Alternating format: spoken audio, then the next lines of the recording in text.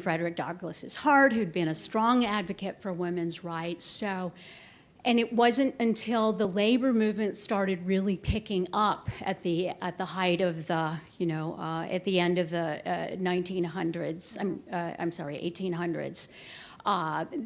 The labor movement really started picking up, that a lot of the working class women did return to the movement because they said, well, okay, now we have a chance that getting the vote is going to make a difference. So it was their numbers and their energy that really helped the suffrage movement to move along more. So that just, my question in my white paper was, gee, I wonder if white middle class women hadn't turned their backs on or had more support for poor working class women, and hadn't turned their backs on their African American partners, and it let the bloodbaths in the South and all the lynchings go on for years and years. Geez, how much larger a movement it would have been. And would suffrage not have happened maybe a lot sooner, along with a lot of other human rights?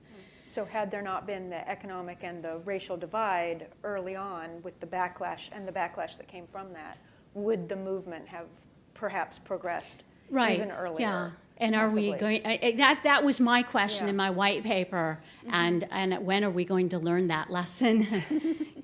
So. Definitely. Thank you. But one of the problems is this whole question of states' rights. Most of these activities, I mean, it's the same with getting an amendment through. You've got to get the states to support it first, local amendments, before you can actually say the amendment can be ratified.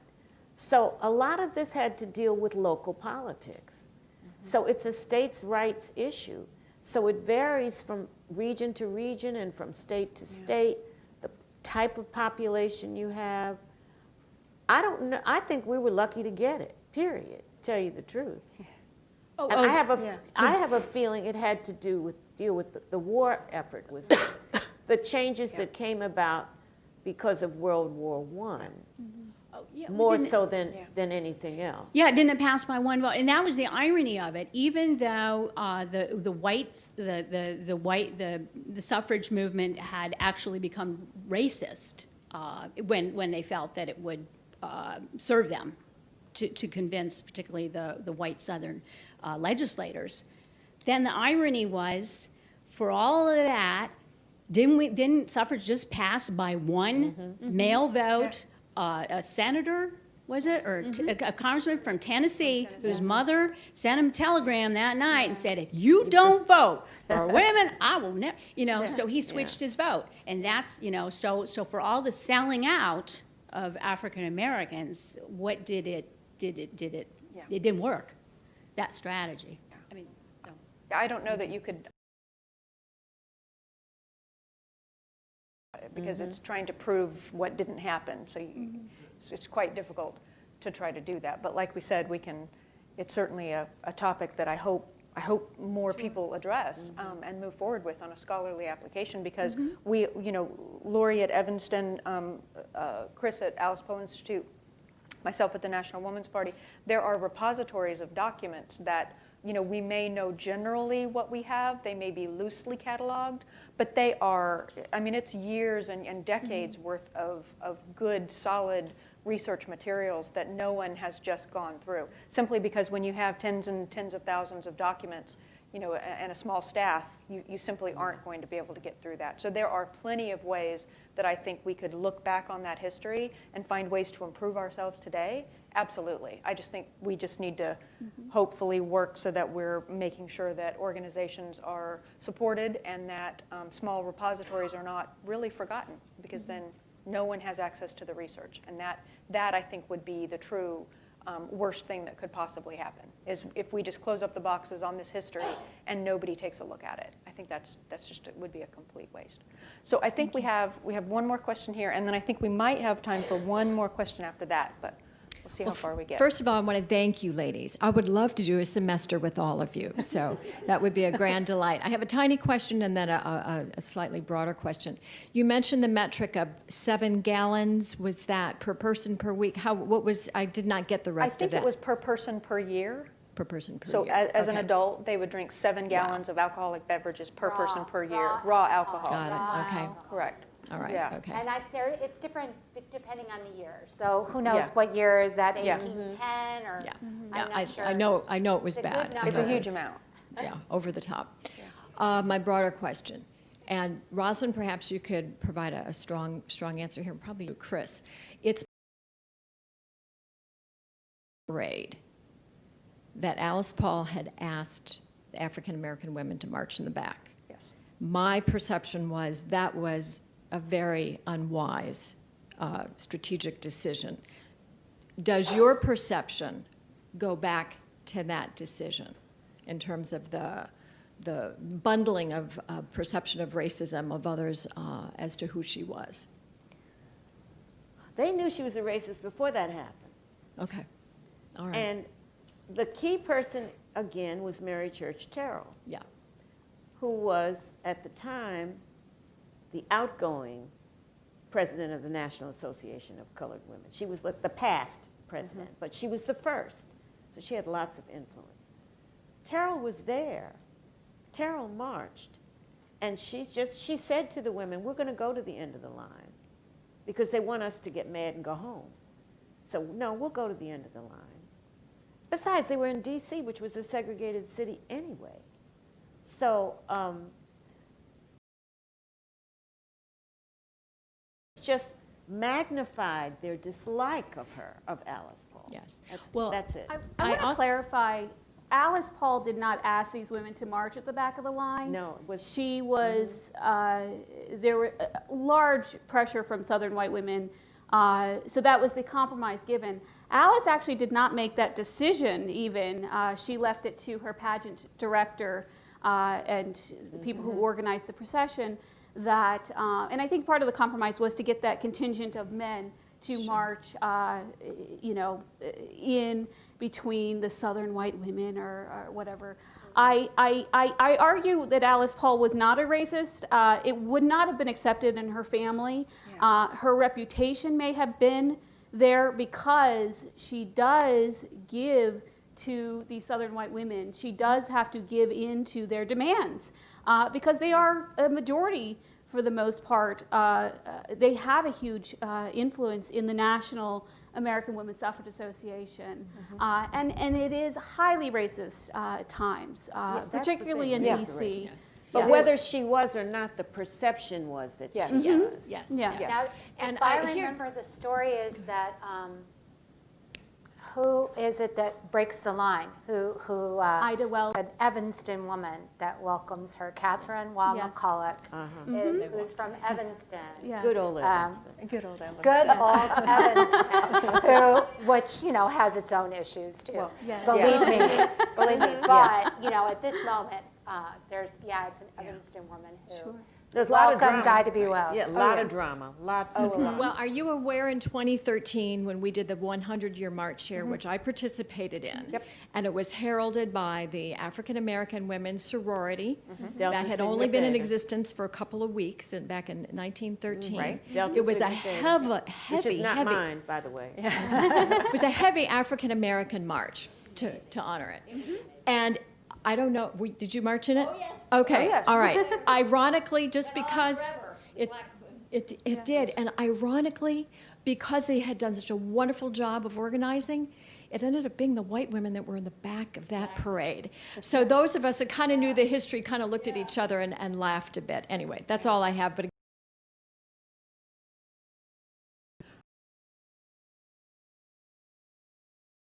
Wondering what was Alice Paul's relationship with new wave feminists such as Gloria Steinem, if any, especially during the struggle for the ERA? I love that question because while Alice was the younger generation of suffragists and had to go up against what she called the old guard. It kind of turns on its head by the 1960s and 70s. So she sees, Gloria Steinem calls her the old woman on the hill. She sees these, I'm not going to say young women, but she sees this younger movement, this younger women's liberation movement. Oh, they are young yes, compared to her, yes. But so she gives publicly, she says, yes, this is our next generation. They're the next generation of women to take up the mantle, right? Yeah. Behind closed doors, she's very concerned about this movement. The National Organization for Women, their platform has, 7 different components to it.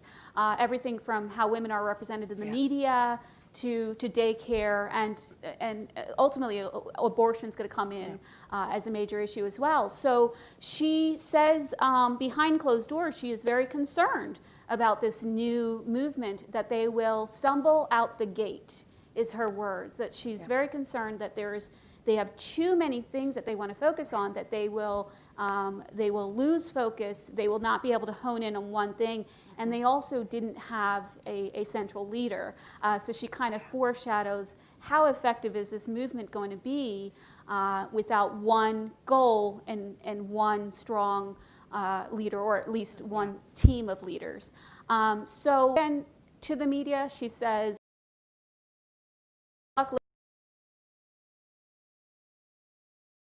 young women are going to do with her movement and her ERA. Definitely, definitely. And there is still plenty of questions to get answered. I mean, obviously, as the women's movement has moved forward out of the 60s and 70s and into the 80s, and these are things that we're still addressing. Certainly, you can't, and as we are coming up on an election year, you simply can't turn on the TV or the radio without hearing something about the women's vote and who's doing what and what the organizations are saying and that sort of thing. So it's definitely... Stay tuned, because we've got 100 years of women voting. We do. Coming in 2020. Centennial for Suffrage is in 2020, so yes. there's a lot of work, might I say, to be done before then, so that we can celebrate that in the manner that we should be. I think we are completely out of time, Tom. I'm fairly certain we are. Excellent. Well, thank you all very much for coming tonight and being here.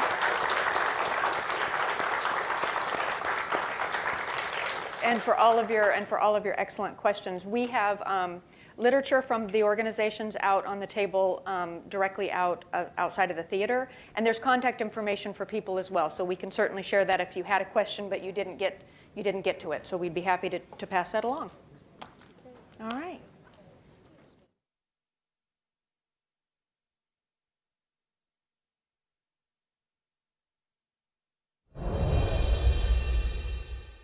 Do you know me? Well, American Express did not know me, because when I was in the Congress of the United States and I applied for an American Express card, they said I couldn't get one unless my husband signed for it. So I called up Martin, my husband, and I said, what do you believe? You love me because American Express doesn't, and they want you to sign for my card. He said, I love you, Bella. I wouldn't trade you even for Joe Namath, but American Express is going to have to give you their own card, and I'm going to fight with you until we do. And so in the Congress of the United States, we passed a credit law in which we were able to get women to get their own credit. And so I didn't know whether I should really get an American Express card, but I decided I would so I could tell this story. So now I have an American Express card so I can tell the story that women fought for their own credit, so American Express had to give in. Yay. So carry an American Express card as a symbol of women's right to credit.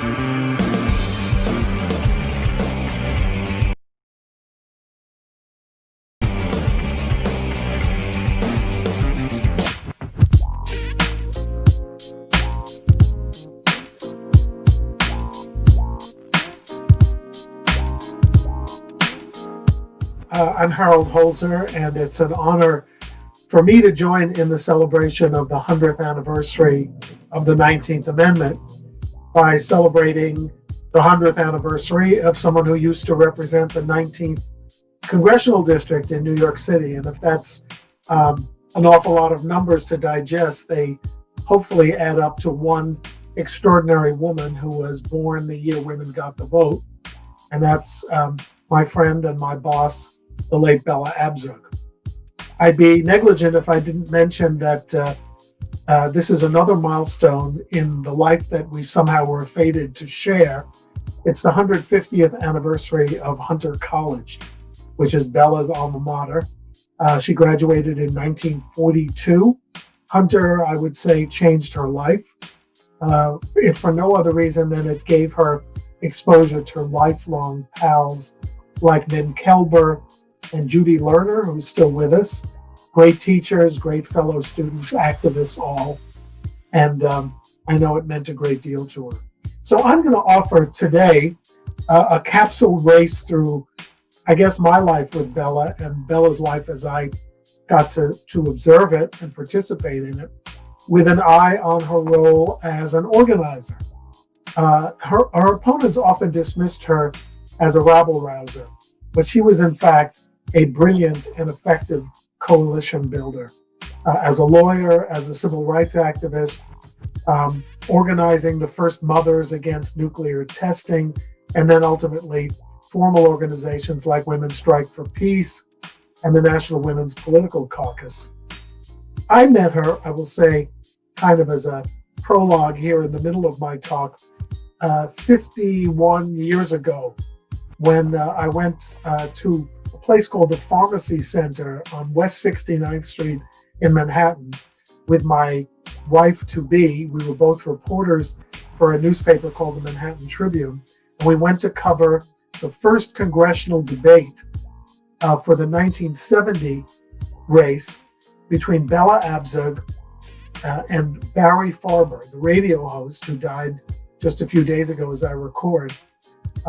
And we saw her for the first time, hat and all. And I should say, by way of explanation, that I intentionally put this hat in the background here in my den at home. And it is not a mere prop. It is Bella Abzug's hat, or one of them, which she was nice enough to give to me and sign inside the brim. So that is a Bella relic behind me. Anyway, that 1969 debate, framed at the dawn of the women's movement and the middle of the anti-Vietnam movement, was just revelatory. We both kind of just lost our hearts and our minds. Maybe we lost our minds. It was a good thing, though. And as we watched and reported and supported to the extent we could as journalists, as Bella built a candidacy against the anti-war movement and the women's movement, running against an entrenched pro-war congressman named Leonard Farbstein, who'd been there an awfully long time and had defeated opponents like future Congressman Ted Weiss. And to complete this concentric circle, the man who was our publisher at the time, William Haddad, who owned the Manhattan Tribune and who also, as I speak, just passed away about a few days ago. Now, Bella got the nomination that year, or at least the reform designation, to be in the primary by organizing. There was a reform caucus, a big convention, and when it began, one of the organizers said to Bella, well, you can't bring in these women's groups and have them act as delegates. And Bella's famous reply was, that's what you think. And guess what? All of the delegates who represented women's organizations were seated. Bella got the designation, and she became the reform designee to run for Congress. And it was a wild primary. And carry Bella to Congress, and a great slogan, this woman's place is in the House of Representatives. And celebrity supporters like just passed away as I speak a few days ago as well, Alan Alda, all supporting her. And this woman's place was in the House. We covered that campaign. She won it doorstep to doorstep and defeated Leonard Farbstein, and then won a pretty tough race against Barry Farber. And again, had to organize like no other Democrat did in a largely Democratic district, once again, as showing her skill as everything possible that was negative was thrown at her by her foes. Her first few days on the House floor were pretty legendary. No, she did not tell the doorkeeper of the House what he could do with her hat when he demanded that she remove it before going on the House floor. She never wore it on the House floor. I know that because I was with her more than once on the House floor. But yes, it's true, as my friend the playwright Harvey Fierstein just dramatized. She did tell the Democratic leadership that she loved to swim and she was going to use the House pool every morning at around 8 a.m. And she was told, well, that's not possible because the men use it from 8 to 9. You can use it after 9. And she said, well, I've got to go to work at 9. Why can't I use it while the men use it? And she said, and they told her, because the men swim naked. Bella said, well, just tell the boys I'm coming in. They never swam naked again, and Bella integrated the House pool. Now, for those of you listening who have watched the series on YouTube called Mrs. America, which is on one side the life of the political life of the anti-Bella, Phyllis Schlafly, but also the lives of Gloria Steinem and Betty Friedan and Jill Ruckelshaus and Bella as they fought for passage of the ERA. Bella did not smoke, and she did not play the game as an entrenched, compromising Paul. Did she build coalitions? Yes, she built extraordinary coalitions. She was put on 2 committees where they thought she would fade away, Public Works and Government Operations. She did brilliantly at both, and she built consensus among members to get trade-in money for Westway to New York City mass transportation, to get funding for the money that New York City has always spent for UN protection during the General Assembly. She could not have done that if she did not know how to build coalitions. But she was also a dramatic, radical thinker. She got us the Freedom of Information Law, at first, but she kept fighting for them. And she won the respect of her speakers, Carl Albert and Tip O'Neill, but she not only dramatized the fight for the ERA and other issues, but she built consensus, which was her genius. She knew procedure and she knew the law. And anyone who underestimated her was bound to be quite surprised and astonished by what she could bring to any debate and any vote. Only 2 years later, she was redistricted. Shows you how important the census is. New York lost congressional seats, and her district was combined, of course, with that of a fellow progressive named William F. Ryan. And lots of people said, you should just give the seat to him. And she said, why? Not just because he's a man. It was her home district.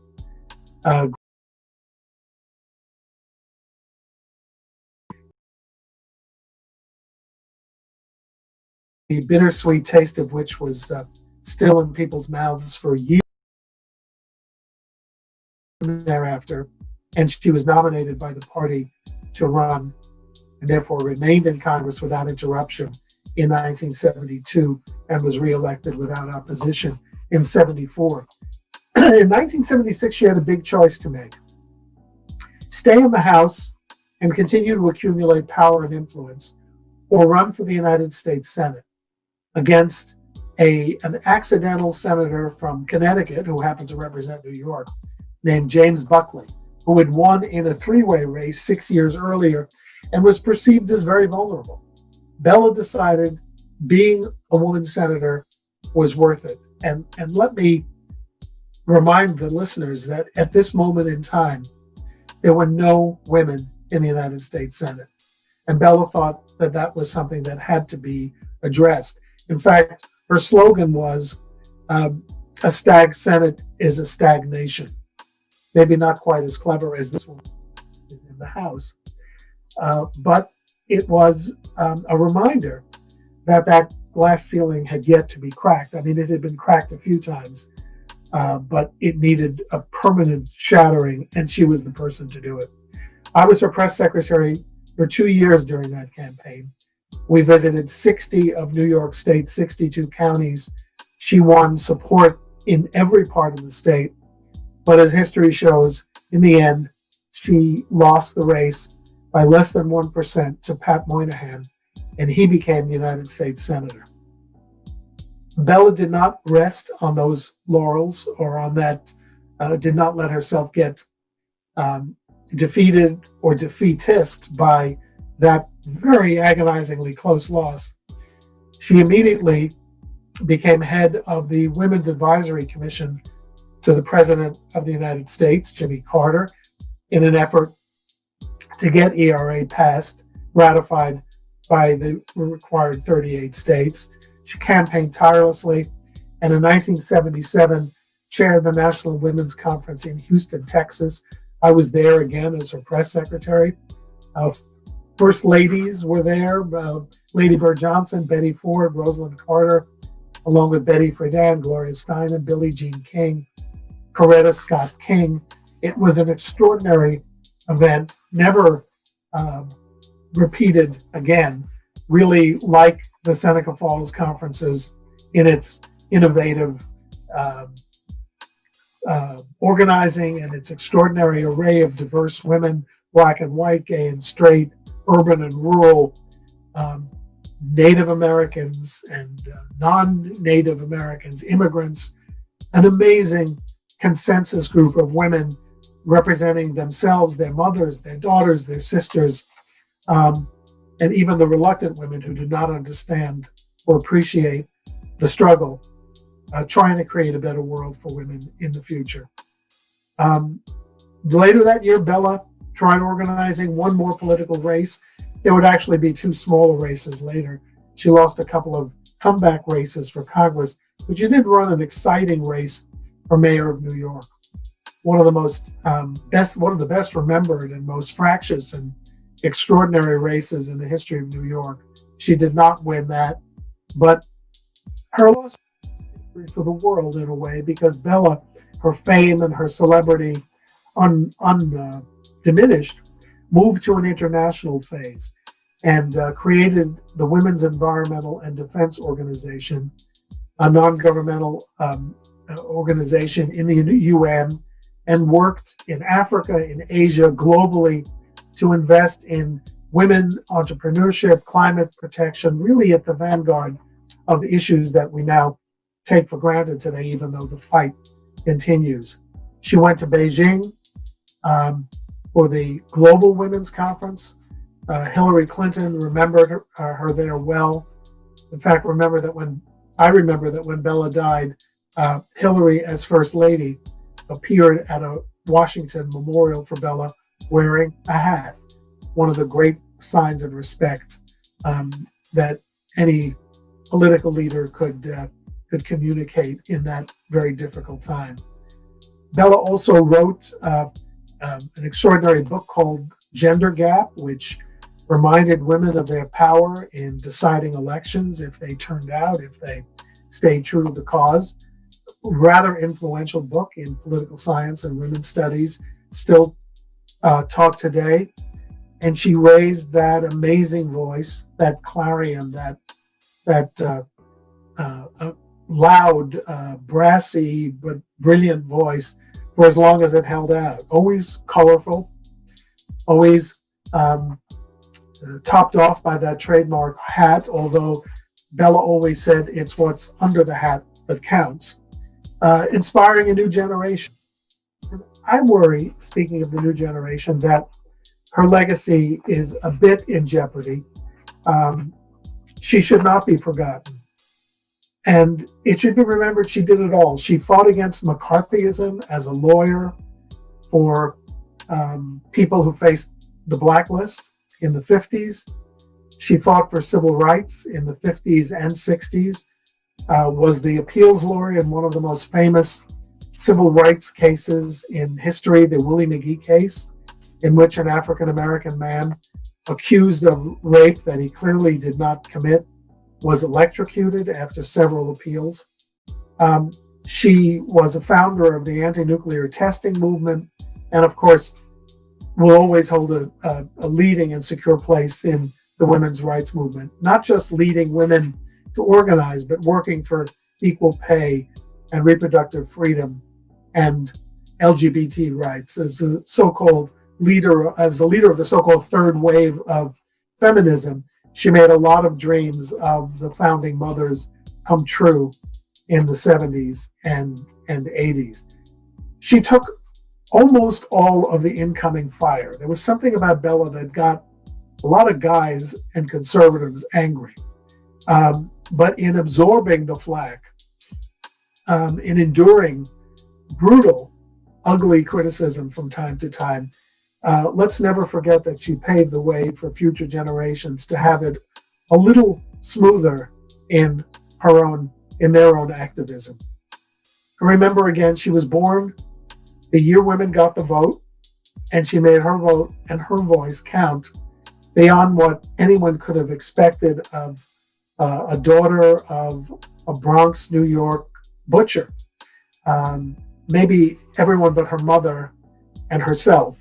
Her mother gave her all the confidence that she needed to succeed, and she took advantage of every learning opportunity at Hunter, at Columbia Law, and turned her attention to public service almost immediately. It's also worth remembering that there were 11 women in the House of Representatives. Bella ran for Congress in 1970, 15 when she began serving a year later, and that was considered a wave. There are 101 women in the House in 2020, the Centennial year of suffrage. Still only 23%, but almost 8 times what Bella found when she first ran.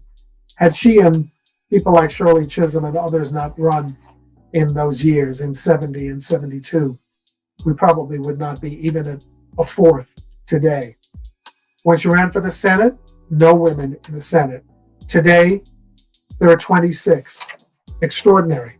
Still only a quarter, and Bella would probably say that's all, but it's an amazing change over the last 40 years. For me, she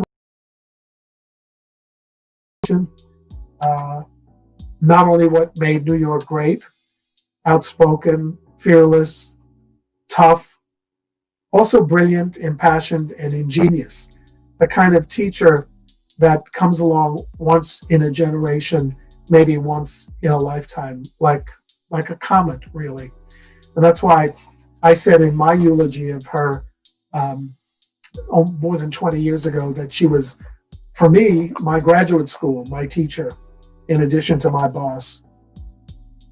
So when you look at the YouTube special, Mrs. America, try to remember that it's not quite the original, that it's possible to be a coalition builder and an activist. All you have to do is look at the legacy of Bella and go beyond the caricature to the real person. She once said, women have been trained to speak softly and carry a lipstick.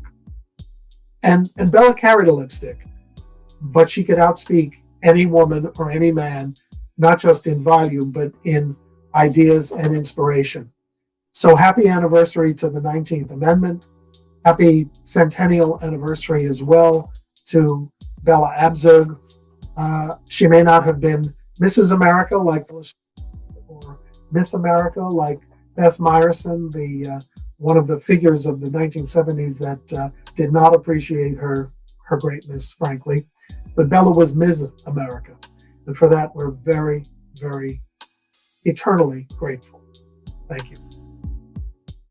Hi, I'm Gerald Alston of the Manhattans.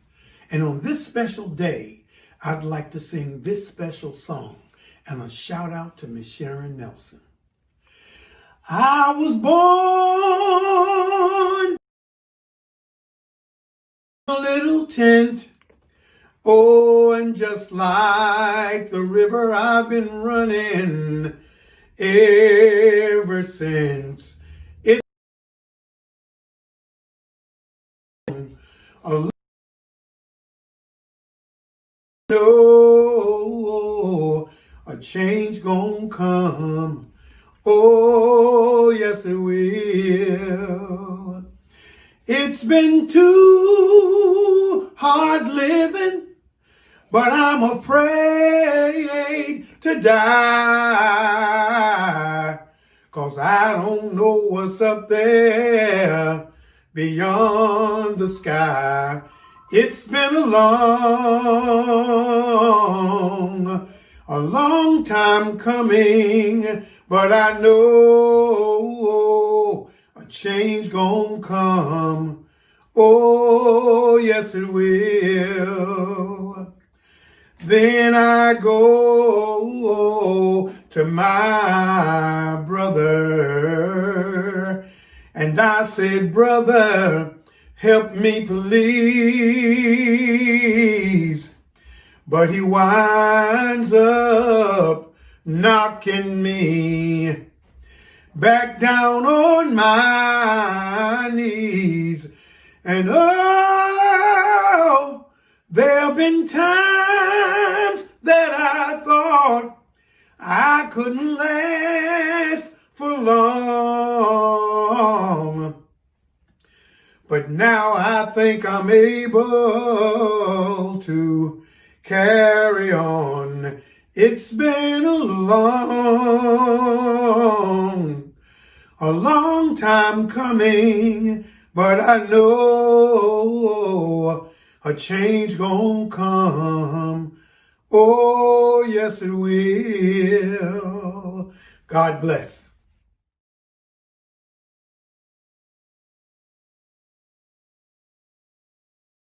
I live in Detroit, Michigan, in the city on the west side of Detroit. My mother took me to see Dr. King in Detroit as well as here in Washington, D.C.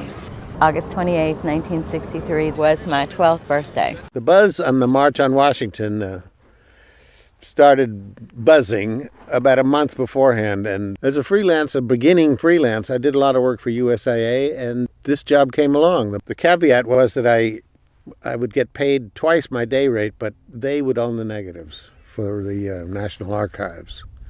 I said, okay, that's fine. Not knowing at the time that this was going to be one of the great historical moments of U.S. history. Part of our job as the archives is to accession, preserve, and make available records created by federal agencies. One of the roles of the USIA was kind of document what America was all about, to project a view of the United States overseas to foreign countries during the Cold War. And I was 26 or 27 years old and very spry and very athletic, and I climbed over everything and went everywhere, and I photographed close-ups, long shots.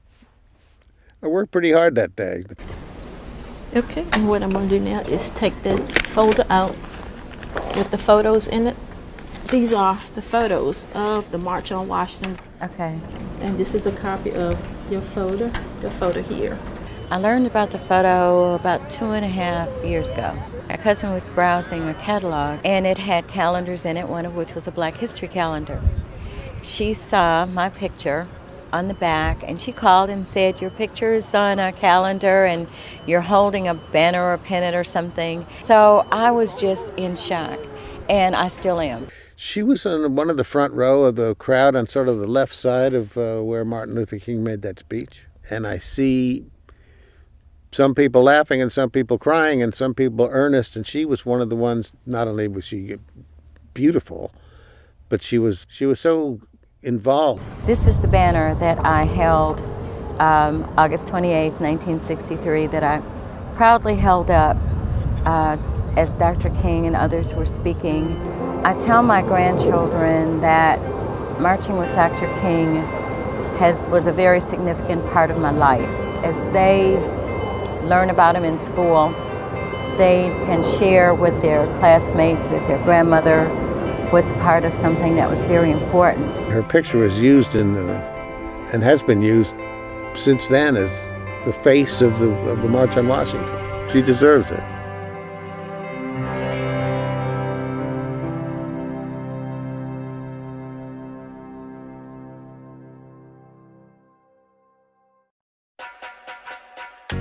This is for the grandmothers, the great-grandmothers, the mothers, and others. I am excited because we are actually going to have Juneteenth The virus is not stopping us. And this is what's going to happen. We are going to walk. I'm leading the walk from downtown Fort Worth, out Lancaster to Will Rogers facility. That's 2.5 miles. And you know that symbolizes that slaves didn't know they were free for 2.5 years after the Emancipation Proclamation. So don't want you walking, I want you to get in your car and follow me. Have signs on your car that said Juneteenth on either side, and have one on the top, because there's going to be a drone that's going to take all this in. The reason we celebrate Juneteenth was the gains. Are you aware that you couldn't name yourself or your children on property of any kind? You couldn't go to school if you didn't. Somebody taught you something, you were in danger of the two of you being killed. There are so many reasons why you need to celebrate Juneteenth. Thank you, Fort Worth ISD. I am asking that you continue to support us. And one of the things we need is for classroom teachers, librarians, and all of them to make the children aware and to have in their libraries and the classrooms the story of Juneteenth. Juneteenth, a children's story.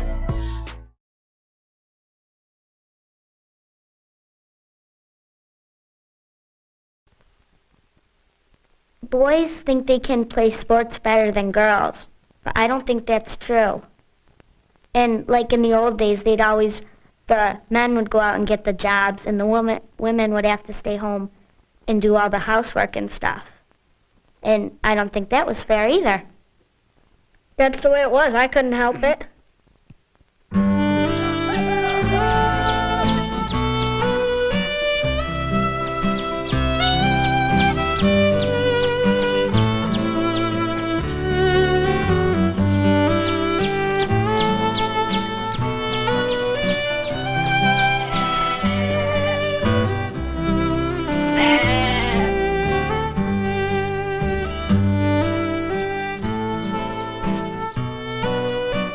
My dear brother Silas, today began like any other day. The sun rose over the fields, lighting my sweet family's way to wakefulness. I prepared breakfast, tidied the house, took up my sewing, and gathered the children for our ride into town. My Sarah runs around like a little savage and does not want to wear any of the lovely dresses I make for her. I counted the blessings the good Lord bestowed on me and tried to remain calm while getting them ready. See you. Okay, now go. But all of this I accomplished with much impatience and an eye toward the clock. For a most out-of-the-ordinary event was to take place at 10 o'clock at the Wesleyan Methodist Chapel. It was a convention for the discussion of the rights of women. My dear friend and neighbor Ann Dewey showed me the notice in the newspaper. Oh, now I can see you raise your eyebrow and give me your stern look. And I beg you not to disapprove of me. But a public meeting for women is such a curiosity. And my beloved husband, Mr. Griswold, did not forbid it. So I made up my mind to go. I am only slightly anxious about letting Mr. Griswold take care of our children and our home for the next 2 days. Your loving sister, Lucy.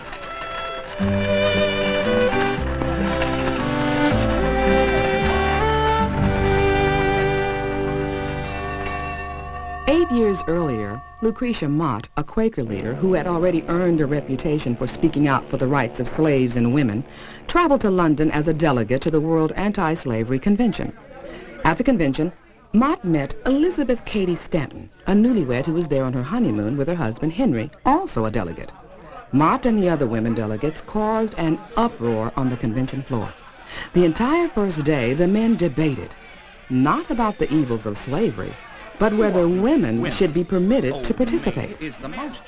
Finally, it was decided that they could remain silent in the gallery. The humiliation of this experience forged a lifelong bond between Mott and Stanton. They vowed to expand the crusade for women's rights after their return to America. My dearest sister Lucy, you will be pleased to hear of my new position. I now have full responsibility for managing the mill. However, my increased duties have not kept me from doing my work against slavery. I was a little confused by your letter. What did you mean by women's rights? I have just returned from a church meeting where we were given more accounts about the terrible conditions of the slaves. They have no freedom or rights. Don't women already have rights? Men must work very hard to provide their wives with a home and security and to support their children. What more could women desire? Your friend Anne was always strong-minded, even when we were children. I'm surprised her husband still tolerates her. He must be a saint or too old and feeble to control her. Have I not told you that what men most prize in a woman is her affection? My Martha understands this, and it is truly the success of our marital bliss. I urge you to follow her ways. Your brother, Silas. In the summer of 1848, Lucretia Mott and Elizabeth Cady Stanton joined Mary Ann McClintock, Martha Wright, and Jane Hunt for afternoon tea in Waterloo, New York. Stanton, no longer infatuated with being a homemaker, recalled her feelings on that day. I poured out the torrent of my long accumulating discontent with such vehemence and indignation that I spared myself, as well as the rest of the party, to do and dare anything. They decided to call the first Women's Rights Convention. What a very good idea. We need some kind of a document that will set forth exactly how we feel about these things. Really?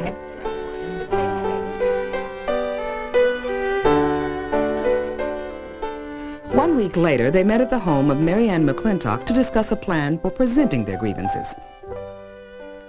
We hold these truths to be self-evident.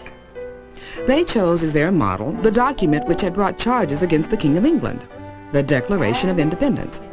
The women called their document the Declaration of Sentiments, and it would indict an entire society.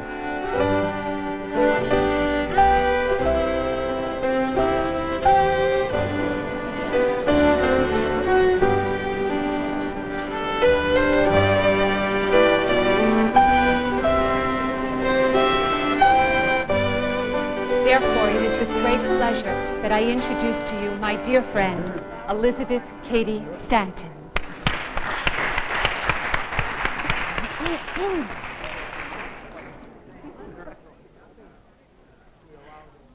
We hold these truths to be self-evident, that all men and women are created equal, that they are endowed...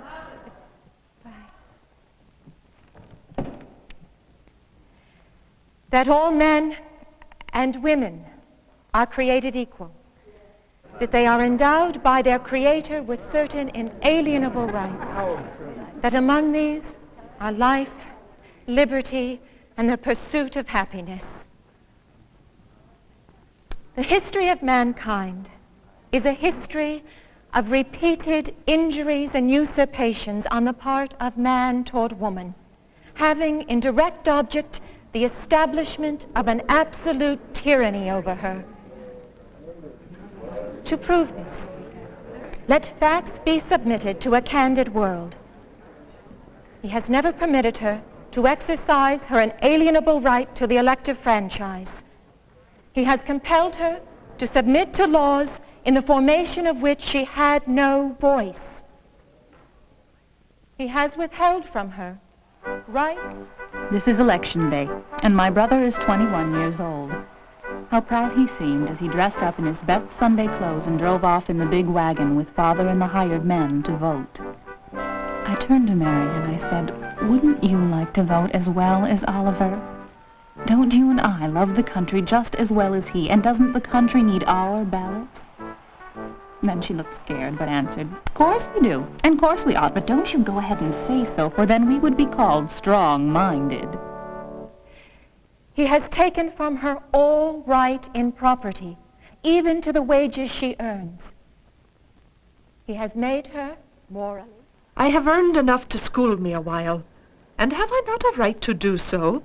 Or must I go home like a dutiful girl, place the money in father's hands, and then there goes all my hard earnings? In the covenant of marriage, she is compelled to promise obedience to her husband, he becoming to all intents and purposes her master. The law giving him power to deprive her. As the Lord Christ is the head of the church and the head of the man, so is the man the head and governor of the woman.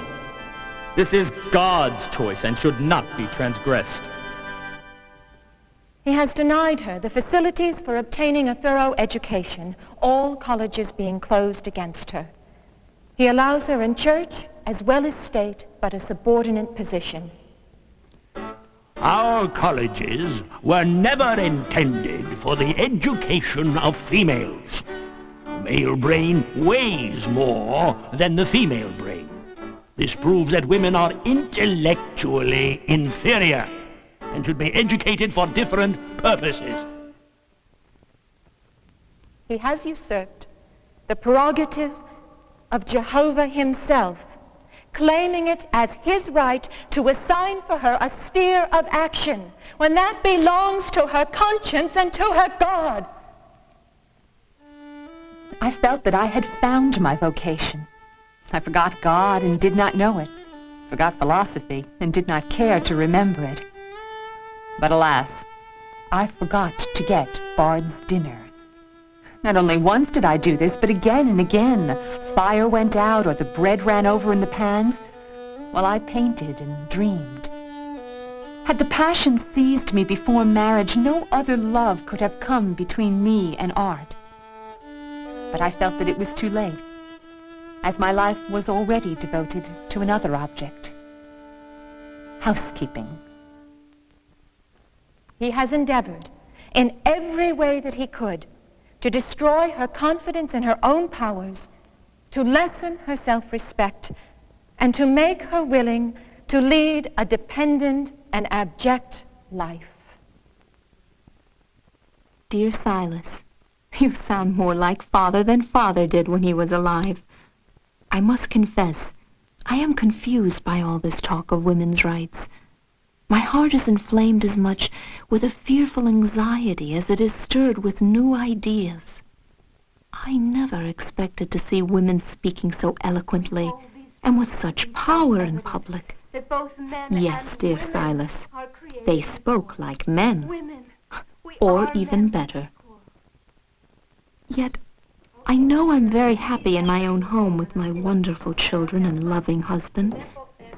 But what about my lovely Sarah? Should she stay home like I did while her brothers go off to college?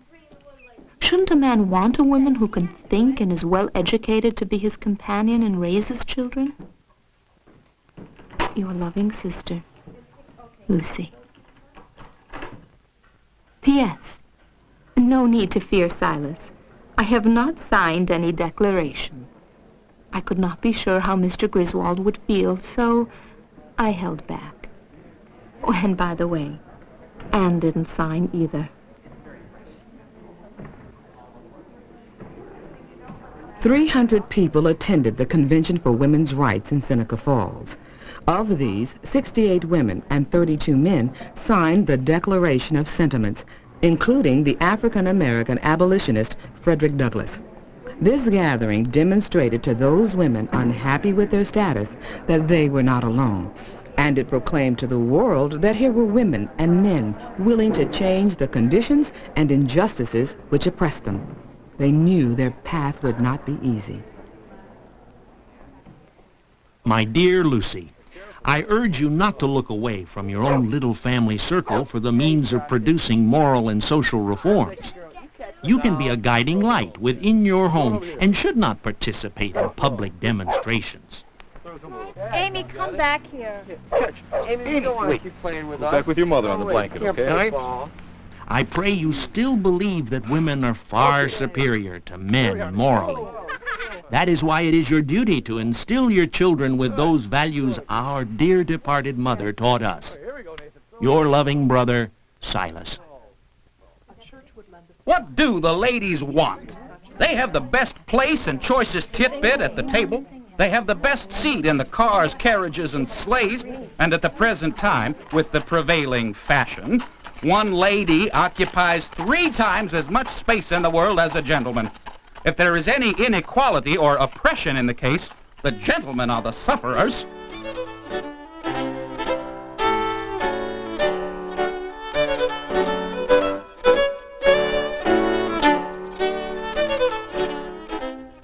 Little did the critics and newspapermen realize that the negative attention they gave to the first Women's Rights Convention served to spread the flames of discontent to others. The issues, now hotly debated in the public arena, could no longer be ignored. This meeting, as I understand it, was called to discuss women's rights. Well, I do not pretend to know exactly what women's rights are, but I do know that I have grown for 40 years, yea, for 50 years, under a sense of women's wrongs. As far as marriages, well, my mom, she's a teacher and she works also, so does my dad. But she quit working for a while to stay home with us until my brother was in kindergarten and we were old enough to stay home alone and everything. And she had to put her career on hold. My dad could have done that too, I think. Well, I would expect to, have her own profession, like I would have mine. And though I would expect the food to be on the table at the same time, So it's got to balance out on that. You see how all the basketball games for boys, they always get on TV and the dream team and all that. But for girls, I mean, what do they get? They hardly get any recognition, Well, they had a dream team for girls. Yeah, but nobody really paid attention to them. Yeah, they did. No, they didn't. Yeah, they did. No, they didn't. Yeah, they did. No, they did not. Mm-hmm. No, don't tell me. They did not pay attention. In the eyes of the law made by men, women were classified with minors, lunatics, and idiots. They could not own property, make contracts, sue, or serve on juries. A woman was only one husband away from poverty. Dear Silas, I write with a sad heart the news of Uncle Edward's death.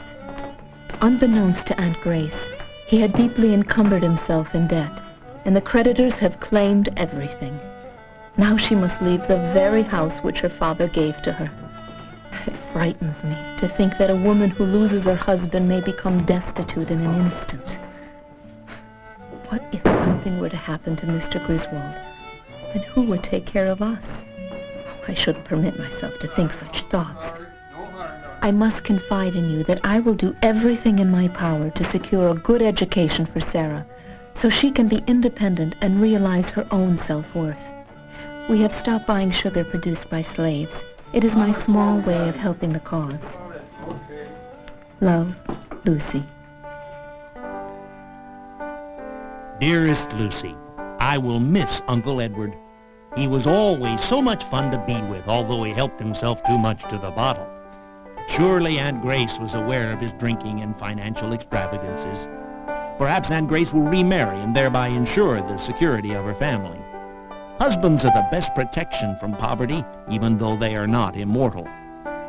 My boys are shooting up like cornstalks. I urge them to study hard so they can earn a living and support me when I'm too old to earn any more. My work keeps me so occupied that I worry that I do not spend enough time with them, although I do not know how much time they want to spend with me. Martha is still frail from the birth of Joshua. She looks forward to spending some time with you. Your loving brother, Silas. The common experience of childbirth and child rearing bound most women together. They spent much of their adult lives pregnant, giving birth, nursing, recovering from births, and supporting their female kin and friends. By God's grace, I have given birth to 10 children before my 34th year, and though 4 of them have not survived, I am still alive. With God's grace again, I will give life to this one, and he will not take mine. I pray that Jonathan will not take an interest in me again. I cannot bear much more. Dear Silas, today is Sarah's 16th birthday. Where, my dear brother, do the years go? Sarah is very involved with herself. Oh, I know the stage will pass, but sometimes, oh, she is impossible to be with. I took her to town to buy material for a silk dress. Her ideas about fashion differed from mine. How about this one here? Oh, I'm so sorry, Mrs. Hoskins. We passed a woman wearing blues. I must say they are not very flattering to the hips. I told Sarah that I would relish the freedom of movement they give. Sarah declared that if I wore such a scandalous outfit, I wouldn't be welcome to visit her at school or tell anyone I was her mother.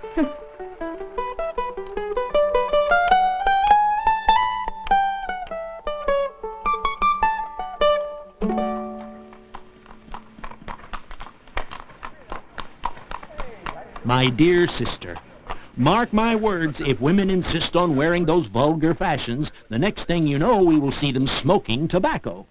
It is fortunate that your Sarah has not inherited her mother's radical notions. She will need to attract a level-headed young man for her husband, and no healthy member of the masculine sex would ever be attracted to a woman in bloomers. On a more serious note, I am daily more concerned about the great rift that grows between the North and South. I know that Eli is worried over whether he will be able to keep the factory running. So much talk of war, and I fear for all our sons and our country. Your loving brother, Silas. That's what I'm worried about. I'm worried about. He can laugh. When the Civil War came, women kept the farms producing and the factories running. They donned nurses' caps and marched to the battlefields to heal the wounded. They taught the children and kept the home fires burning. The leaders of the women's movement led the campaign for the passage of a constitutional amendment which would free the slaves. Women expected equal rights for the slaves and themselves after the war. My dearest Martha, the sadness wells up in me as I write to you about the great loss we share with the death of my dear brother Silas.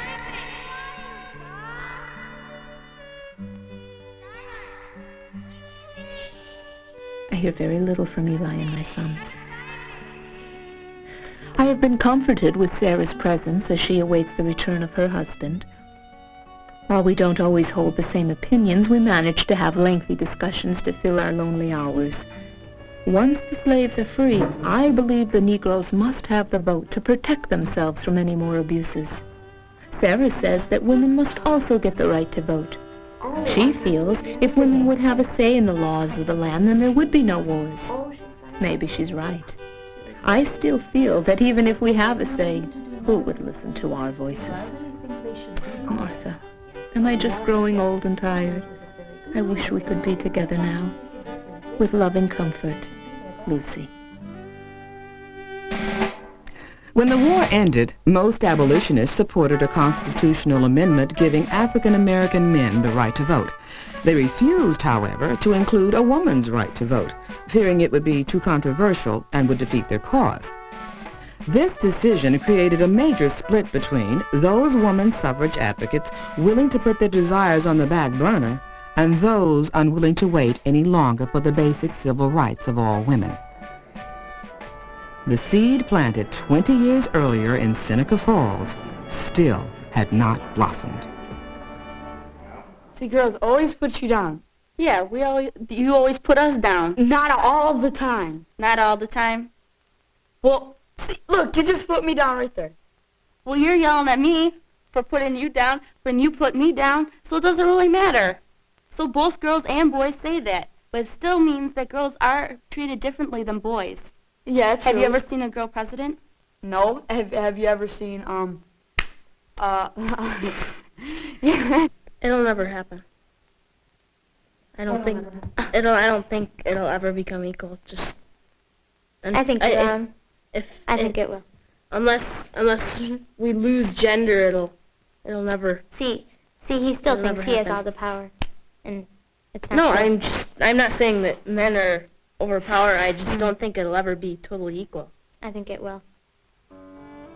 My dearest Sarah, at 40, I know you feel you are too old to take advice from your dear old mother. But at my age, I feel I have earned the right to speak my mind about your daughter and my granddaughter. I sense that you and Charles are afraid that Hannah will be criticized and ridiculed if she enters the medical profession.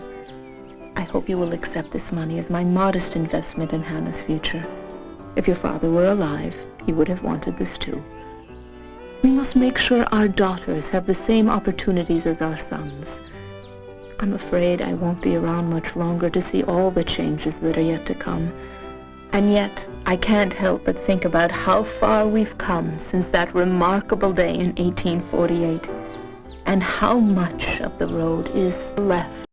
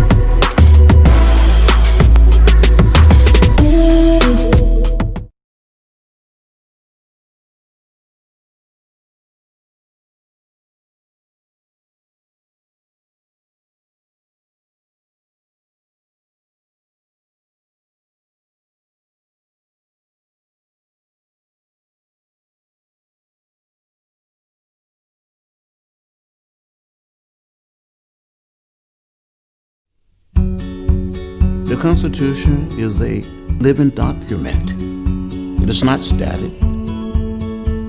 As citizens, we need to make it real, not just for some of us, but for all of us.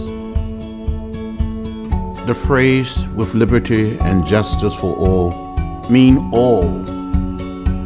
We're one people. We're one family. We're the American family. The discovery of an individual's liberty is one of the foundational values of being an American citizen. America has been struggling to define the rights and justices associated with that liberty since the creation of its Constitution. From this struggle evolved the monumental Bill of Rights and 17 more amendments to define and protect our liberties. Over time, the amendment process has been tested by a nation whose national sense of liberty, equality, and the inclusion of all citizens evolved with turbulence and struggle. When we were planning the March on Washington in August of 1963, I would hear Dr. King say things like, "We must learn to live together as brothers and sisters. If not, we will perish as fools." Freedom, true freedom, is not given by governments. Freedom is taken by the people. The people of America are becoming aware that this freedom to their fellow human beings, and I call them human rights, are theirs to give. The issues that compel America to continue to define equality and fairness, I think it's innate. I really believe that it's in our soul. That we believe in freedom, freedom of the individual. We believe that humans have a right to peacefully coexist with fellow human beings. So there are two monumental statues on the Pennsylvania Avenue side of the National Archives building. One inscribed, "Study the past," the other, "What is past is prologue." The message is we should be able to learn from our history so that we're not repeating the same mistakes over and over. And the role of the National Archives is to ensure that people have access to the records that demonstrate how those rights were achieved so that we can learn from those records. With over 11,000 proposed amendments to the Constitution, and only 27 of those actually ratified, our pursuit of rights and justice continues to be a vital to own our democracy and continue this national dialogue of defining our personal liberties.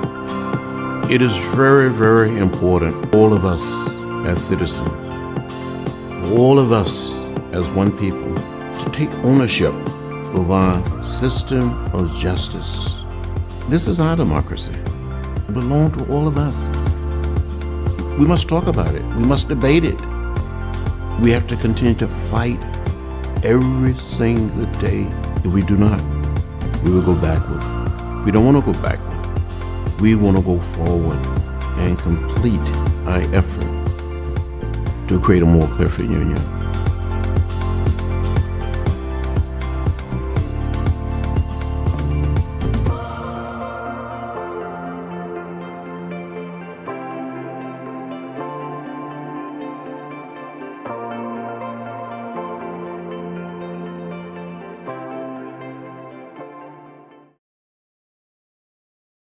I wonder how you all, if you could talk a little bit about how you all came to have your individual passions, your passions for individual freedom, and the concerns that we're really here to talk about today.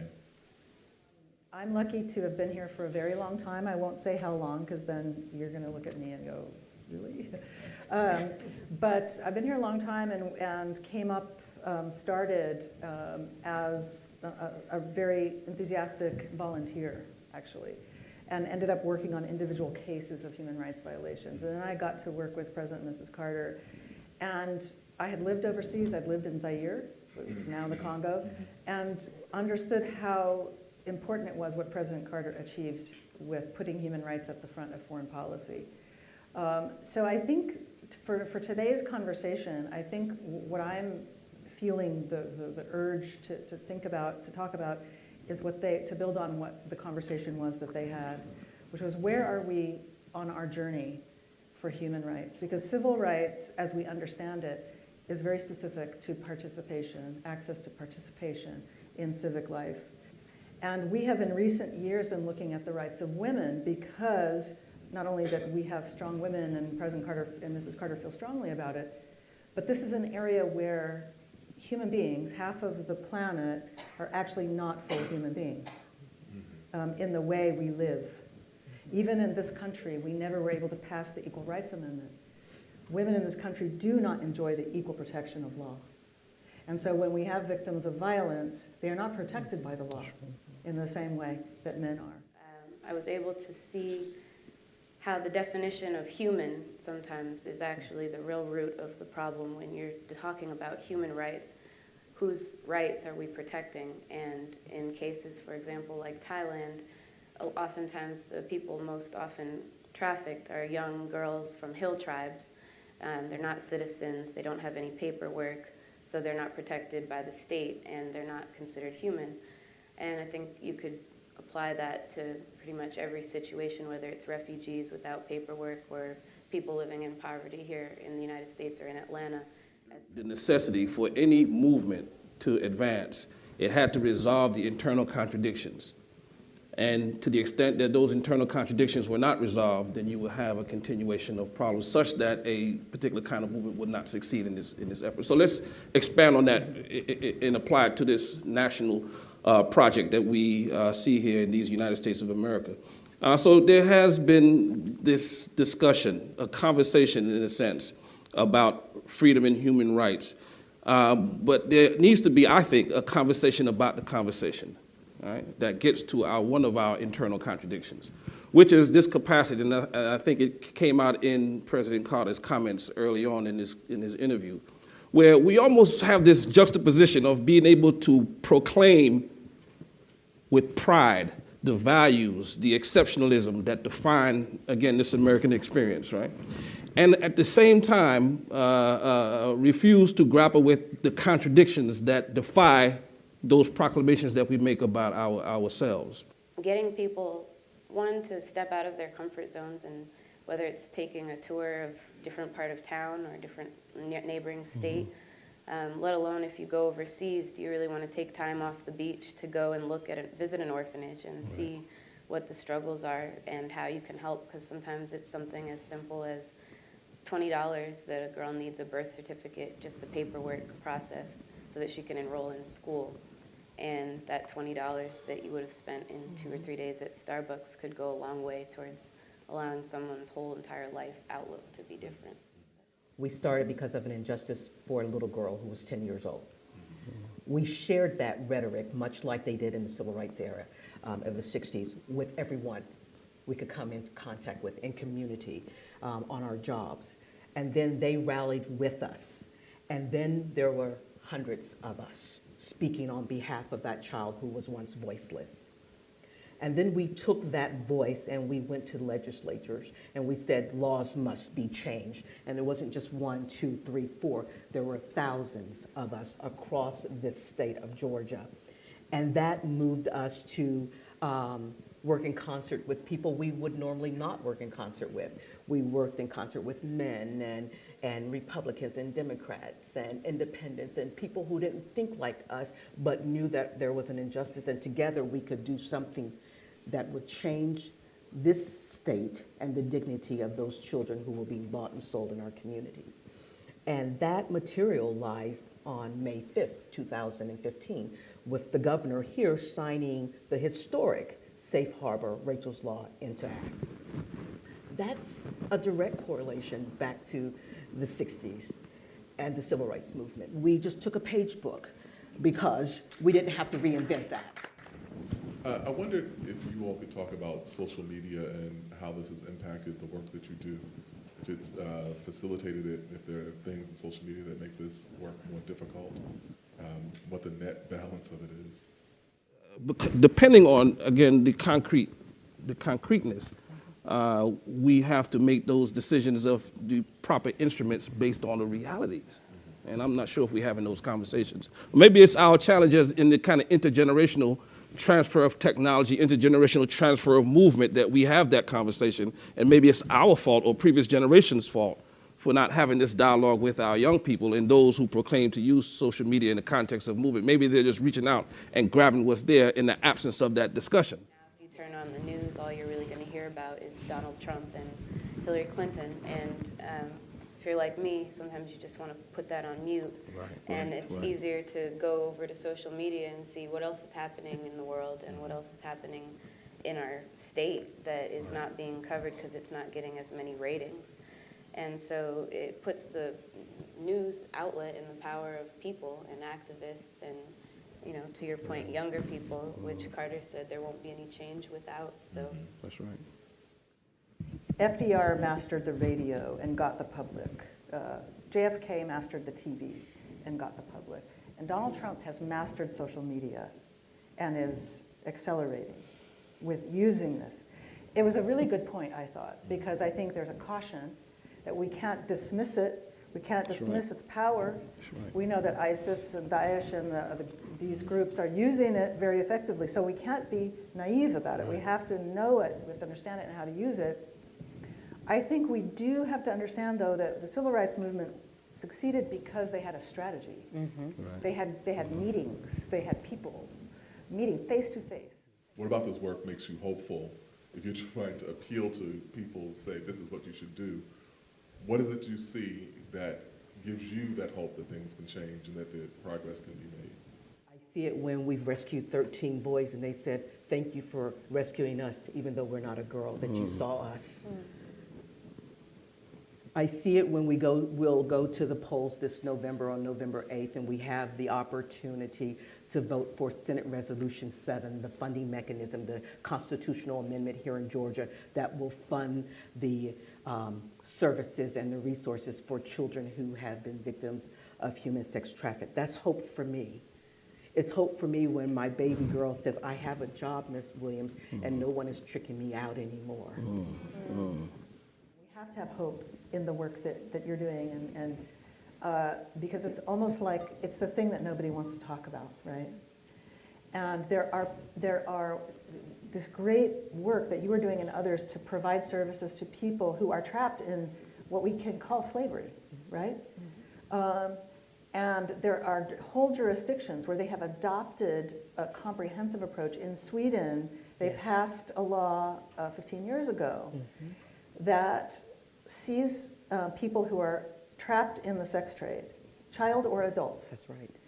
And says, we know that this would not be a choice that any person would make if they had other options. And I think the real way in which you can alleviate the pressure for organizations to pop up and save and recuperate and rehabilitate young girls and boys is for there to be other opportunities. And keeping kids in school is a huge piece of that, which is why all of the organizations always emphasize a component on staying in school, education, helping girls finish at least K through 12. Young people in Ferguson and other types of responses to some of the dynamics that we see unfolding in front of our eyes, I think they demonstrated a certain level of courage, which said that we are prepared to proclaim for ourselves that this is our movement and it's our time.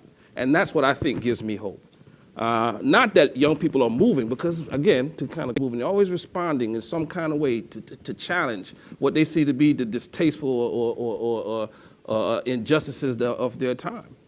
But what I think I see happening now is that they're prepared to do so with a certain sense of courage, a certain sense of clarity. Most people think they can't engage in human rights in their everyday lives. How can you guide us to be more involved in our thinking about thinking about and advocating for human rights? Really think within yourself, what do you care about? Pick something that just really talks to your heart and really dive in and go in for the long term.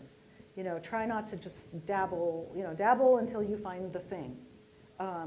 But human rights needs us all because it's actually quite in danger. I have learned that when I save one male, I generally, on average, save 3 to 4 girls because he will not go to try to profit off of her body. Right. When I can put him in school, in a classroom, give him a support system, the mentors that are necessary, counseling if that's required as well, housing, food, and a part-time or full-time necessary or selling the book. There's a reason why all the great religions of the world have explicit reference to how one treats strangers. Because left to our own devices, we will hit the stranger over the head with the club. But we have to have these parables, and we have to have these surahs, and we have to have these religious edicts that tell us, don't hit the stranger over the head with the club, see the stranger as your brother and your sister. And hopefully after enough socialization to actually we begin to look at the world this way.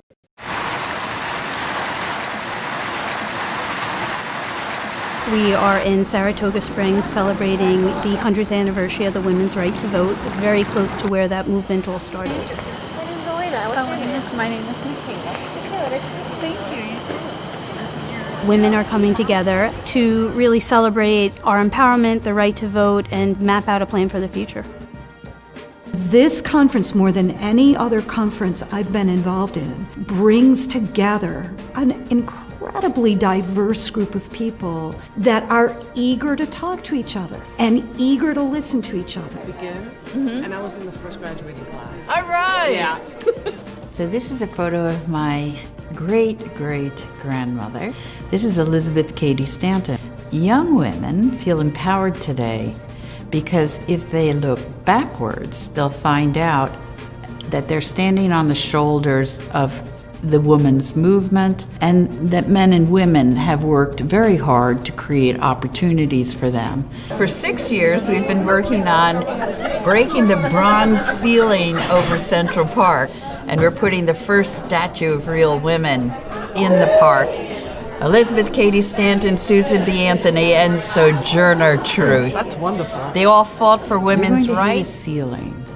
And whether it's in your office space, whether it's in an inappropriate relationship there, whether you check and find out that you're being paid less for the same job, you either accept it or you do something about it to change it. History isn't what happened, it's who tells the story. We're moving away from the great white men, you know, great wars, great dates, history. And that requires that we repopulate history with all of the voices. Then we begin to know what we're celebrating, what we're commemorating. It was not a perfect movement. These women pushed democracy forward, but they did it at the expense sometimes of African American and other women of color. They made the argument, give women the vote, because white, native-born women outnumber Negroes and immigrants, and women's suffrage is a way to maintain white, native-born supremacy. How many years have we not had the multiplicity of voices that it takes to make good decisions that are in the interest of everyone? I love the dresses. Isn't it amazing what they've done with the hair? In the 19th century, there was a burgeoning of all kinds of experimentation, esoteric religions, there was spiritualism, there was theosophy. This new religious voice opened the door for women's leadership in churches and other religious organizations that then gave them the tools so that they then could organize women for the vote. It was really about thinking about your own calling, your own conscience. Women's freedom of conscience was connected to women's liberty, and women's liberty was also connected to the anti-slavery movement. In April of 1888, he was giving a speech in Washington, D.C. He was reflecting on his time in Seneca Falls in 1848. He said, "When I ran away from slavery, I did it for myself. When I fought for abolition, I did it for my people. But when I was at Seneca Falls and fought for women's rights, there was some nobility in that act. Frederick Douglass was definitely for universal suffrage, and so he understood the importance of the vote to elevate his people, but also to protect his people from being brutalized, dehumanized, and lynched. And when I think about what Frederick Douglass and the abolitionists and what they were up against, imagine living at a time when your federal government said it's legal to own you and illegal to teach you. Your government is saying that. I think that many people would run away from that challenge, and thank goodness he and many others didn't, or we would be a very different country today. Driving to the 19th Amendment. Use it. We will. For so long, we have just been consumers of technology and not the producers. We must insist that in every arena, in every boardroom, what would happen if all of unify behind issues that are important to women and then work together in order to find solutions, either through our legislations or through our own sources of empowerment. These are the early suffragists striving for freedom. Sarah Breedlove, slave-born. Don't sit down and wait for opportunities to come. Get up and make them. Thank you, Sarah Breedlove, McWilliams Davis Walker. As women, elevating our voices, what do you think would be our goal within the next, let's say, election cycle? We talk a lot about gender parity, and I think that means all women have accurate representation in all legislative bodies. And so I'm completely behind the energy to get more Republican women in Congress, to get more unaffiliated and more women of color. The government really can thrive. And we need to galvanize the inspiration of our young people, our girls, our young women, to be better, to have ambition, to demand more. Starting this fall 2019, there will be 19.2 million college students in this country. Out of those, more than 11 million, a little more, 11.2, are women.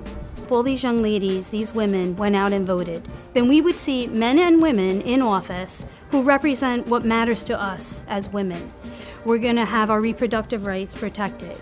We're going to have equal pay. We're going to have childcare. Keep on representing, baby. We're going to ignite their minds. Ignite their minds. Their passion. Their passions. Let them feel it, understand it, explore it.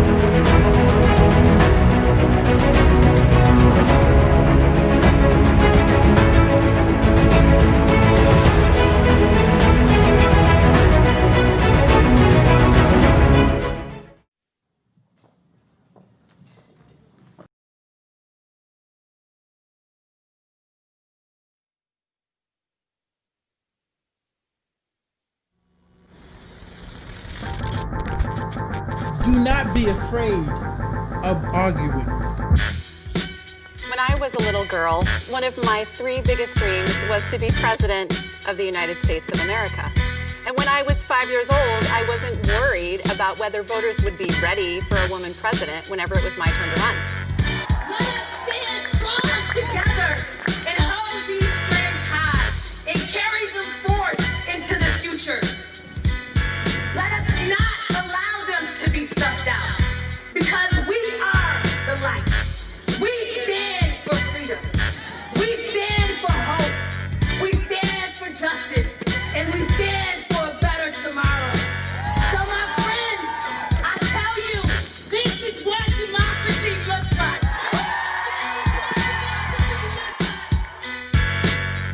In 2020, we are going to celebrate the 100th anniversary of the passage and ratification of the 19th Amendment, which gave women the right to vote in our country.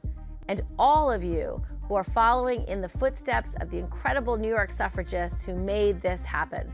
Women like Susan B. Anthony, Elizabeth Cady Stanton, Sojourner Truth, Harriet Tubman, who showed the nation that women and girls' voices truly matter. I'm U.S. Senator Kirsten Gillibrand. 1 year ago, over 10,000 of us gathered here, joining with over 5 million people marching in 999 marches in all 50 states, in 92 countries, and in all 7 continents.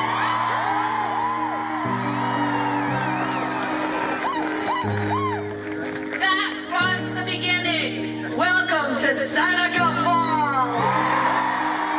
On the day of your birth, we will use to break dense walls of poverty and to loose all of these chains of ignorance, and so that you and us could march here as free women. And so you, to let your eloquence elevate people to heights they could only imagine, to remind people that each is as good as the other, no one is beneath or above the other, to take the hand of the despised, walk proudly into the high street, because other young women will see you there and they will be encouraged to do likewise, to ignore no vision which comes to enlarge your range and increase your spirit and your gifts. 100 years from now, when they celebrate the bicentennial of women winning the right to vote, how will we measure up and how will we be judged? And I didn't know that answer 1 year ago. But as 2017 ticked on and on and on, and more brave women came out of the shadows and spoke up and said, me too, it happened to me, and I want other people to stand together, I knew the answer to our question. We have had it. We say no more. It's over. It's over. It's over.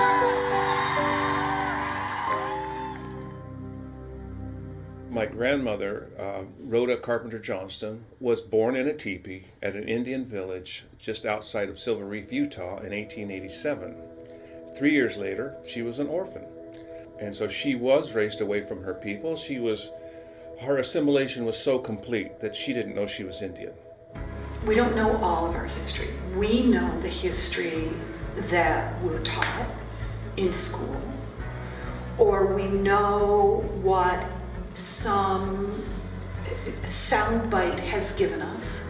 We know a little tiny piece, but we don't know, say, the whole story. I wouldn't be sitting here speaking about my experience as a candidate to running for office if it wasn't because we have the right to vote today. And it's incredible to see in the past years more women stepping up in leadership, remembering how hard so many other women before me paved the path and opened the path for someone like me, an immigrant, a woman of color, to be able to run for office and to even vote today in this country, because the year of the woman and our time has come. Harriet Tubman said, I have freed 1,000 slaves. I could have freed 1,000 more if only they knew that they were slaves. I am a suffragist fighting to be heard. fighting for all women to be heard. The time has come for a new direction. So I throw stones into the windows of power. I have thrown 48, I have thrown thousands. For this, I am locked up in an airless prison, rank with the stench of sweat, vomit, urine, feces, women's blood. They will say it's a book of poetry, but it's a bowl that I pitch at a high window, hit my mark that we might breathe. Nothing worth fighting for is easy, of course, but we have done it before, and we need to step out of our comfort zone if change, positive change, is truly possible. Leave it to Gloria Steinem to put it all in perspective for us. She said, and I quote, "Any woman who chooses to behave like a full human being should be warned that the armies of the status quo will treat her as something of a dirty joke. She will need her sisterhood." And so, sisters, let us unite. I pledge allegiance You can't stop us! to the flag of the United States of America, It is an abomination. with liberty and justice for all.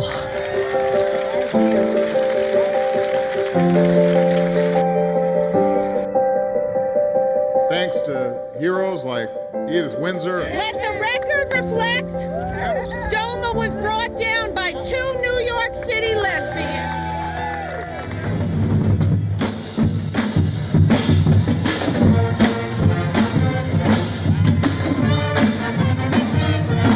Elizabeth Cady Stanton said, "You ask for everything, and you ask for it always, because you're bound to get something." But I think embracing all the issues, all the time, in every front, is the way forward. There are 100 years of pride, of legacy, that dictates that I am mandated to exercise my right to vote and make sure that whomever is in office is voting and supporting my interests. So now I have an American Express card so I can tell the story that women fought for their own credit, so American Express had to give in. So carry an American Express card as a symbol of women's right to credit.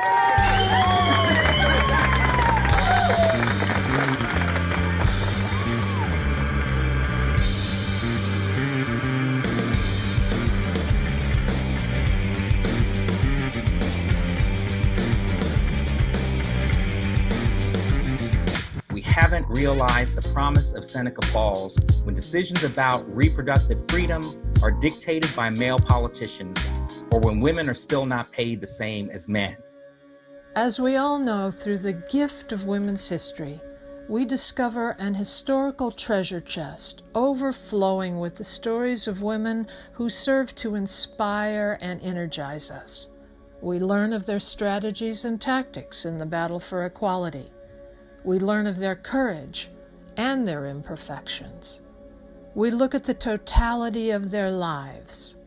We build on their work. We honor their memories. We vow to complete their journeys. A knowledge of women's history helps us understand the context of the struggle for equality, as well as the continuum of the fight for justice. Learning from a history which fully and fairly includes the vast and varied contributions of women and people of color offers a departure point in our social change. We rethink the past to reshape the future.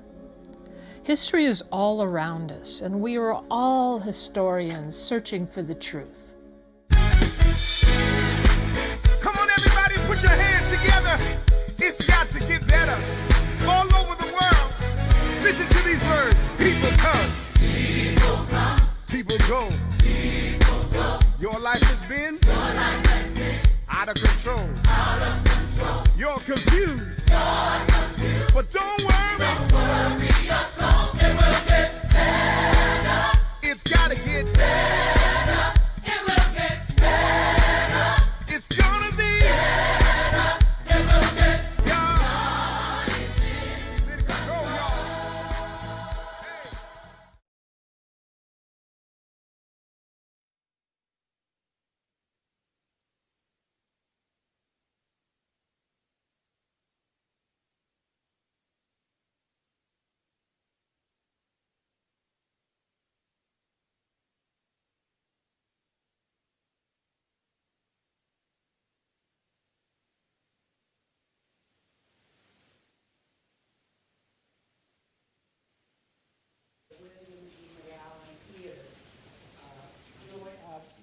Thank you all for joining us here in the theater, and for those of you who are joining us through C-SPAN or on YouTube. We're happy to have all of you join in this evening's program.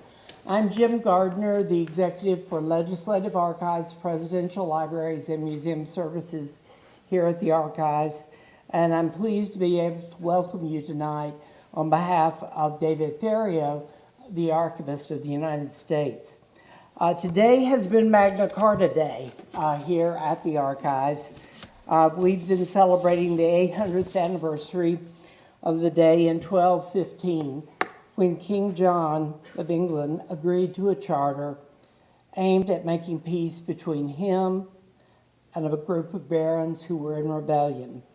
Magna Carta established that no one, not even the monarch, is above the law, and everyone has a right to the law. These principles inspired our nation's founding fathers when they crafted our founding documents, the Charters of Freedom, the Declaration of Independence, the Constitution, and the Bill of Rights that are in the rotunda above us. Also on display here at the Archives is a very rare copy of the 1297 Magna Carta. It greets you when you visit our Records of Rights exhibit. As you came in tonight into the Archives, it was right ahead of you, not lit up because the gallery's closed tonight, but I hope you'll come back and see our copy of Magna Carta. The Magna Carta is part of an exhibit called Records of Rights in the David M. Rubenstein Gallery. Mr. Rubenstein provided support for the gallery and even put his copy of Magna Carta on permanent display there.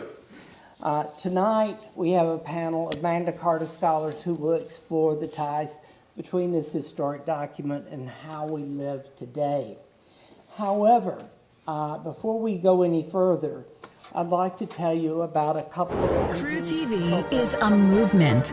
We are civically re-engaged women, and this is the Seneca Falls Revisited.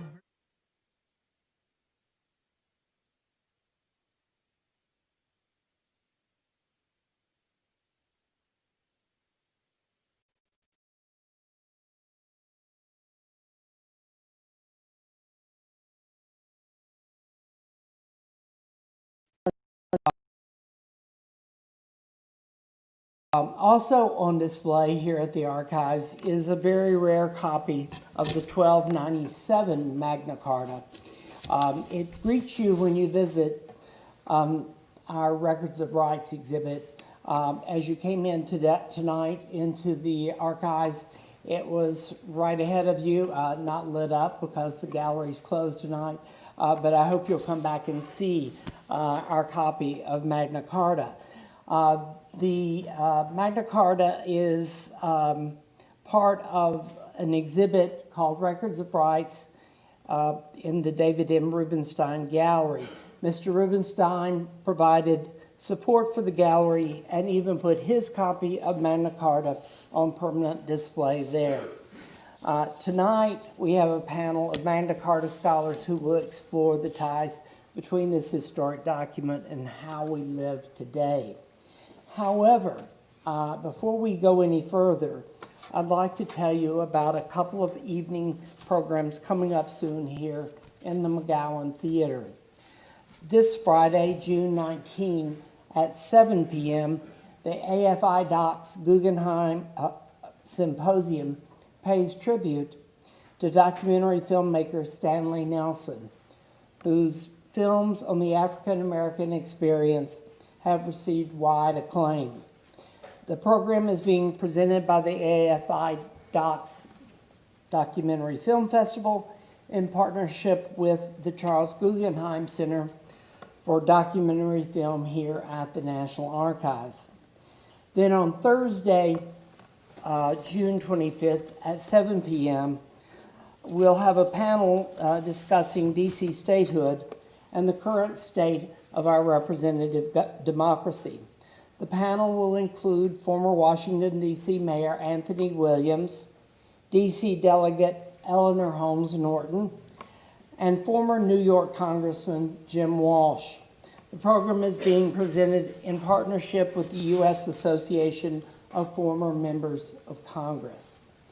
If you want to know more about upcoming events here and all our public programs, please refer to our monthly calendar of events. Copies of the calendar are in the lobby, along with the sign-up sheet to be included if you want to be included on our mailing list for the calendar, either by regular mail or email. Another way to get more involved in the National Archives is to become a member of the Foundation for the National Archives. The Foundation supports the work of the archives, especially our education and outreach programs, such as tonight's. You can pick up an application for membership in the lobby or become a member online at archivesfoundation.org.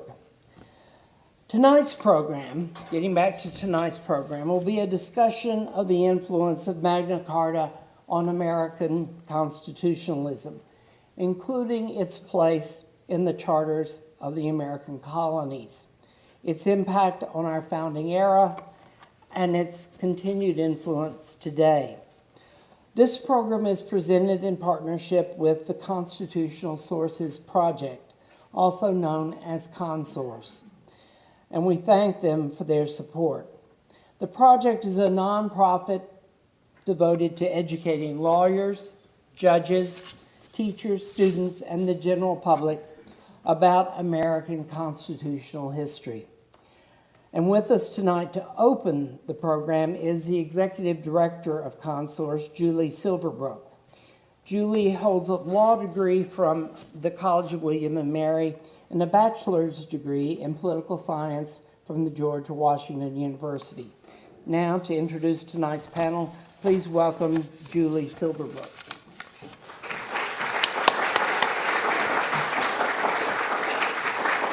Thank you for that generous introduction, Jim. As Jim mentioned, I'm Julie Silverbrook, Executive Director of the Constitutional Sources Project, or ConSource.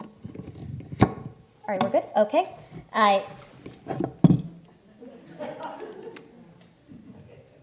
Sorry. That's all right? Okay, everybody can hear me now? All right, let's try that again. I'm still Julie Silverbrook, and I'm still the Executive Director of the Constitutional Sources Project, or ConSource. For short, we're an organization devoted to facilitating greater access to and understanding of U.S. constitutional history, and it is an absolute pleasure to join the National Archives this evening to celebrate the 800th anniversary of the sealing of Magna Carta. Magna Carta has left a profound legacy for law and culture around the world.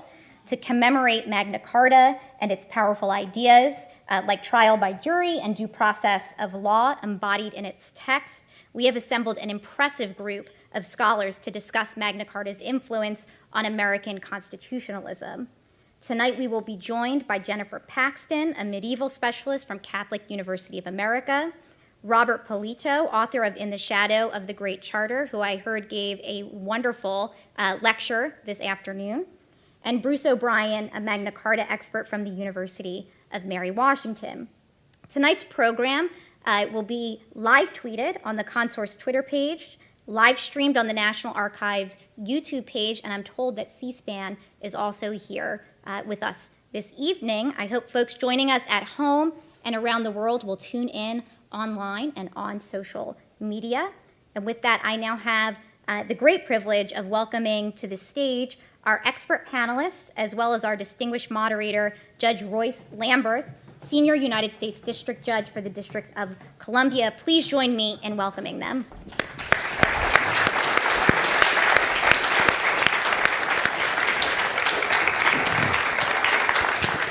And with that, I'm going to hand the reins over to our very capable, distinguished moderator, Judge Lamberth. Thank you. Thank you very much, Julie. It's a pleasure to be here at the Archives.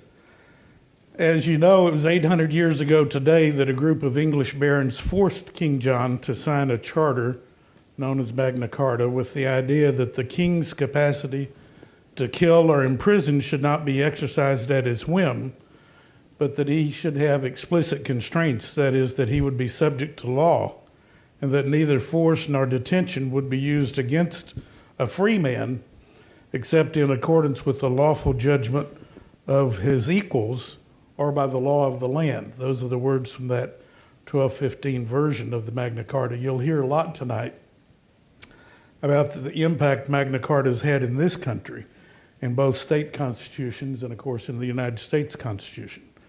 Since England never adopted a constitution, in some ways the influence of Magna Carta is even greater in this country. Certainly the notions of due process of law and the right to jury trials have developed directly from Magna Carta, as well as separation of powers principles and judicial decision-making on what law is. Some of this is really fascinating historically, I hope you find tonight. For example, when the barons demanded a jury of their peers in Magna Carta, they certainly were not envisioning a jury of commoners. Their peers were clearly other barons. So some of their notions would be a surprise to them if they were here 800 years later and know how we interpret a jury of your peers to include mere commoners. But Magna Carta has become a rallying cry for centuries now regarding what the law of the land requires. And as we debate today current topics like whether the president can legally authorize drone strikes to kill American citizens, we hear citations to Magna Carta even today in legal debates about the power of our president.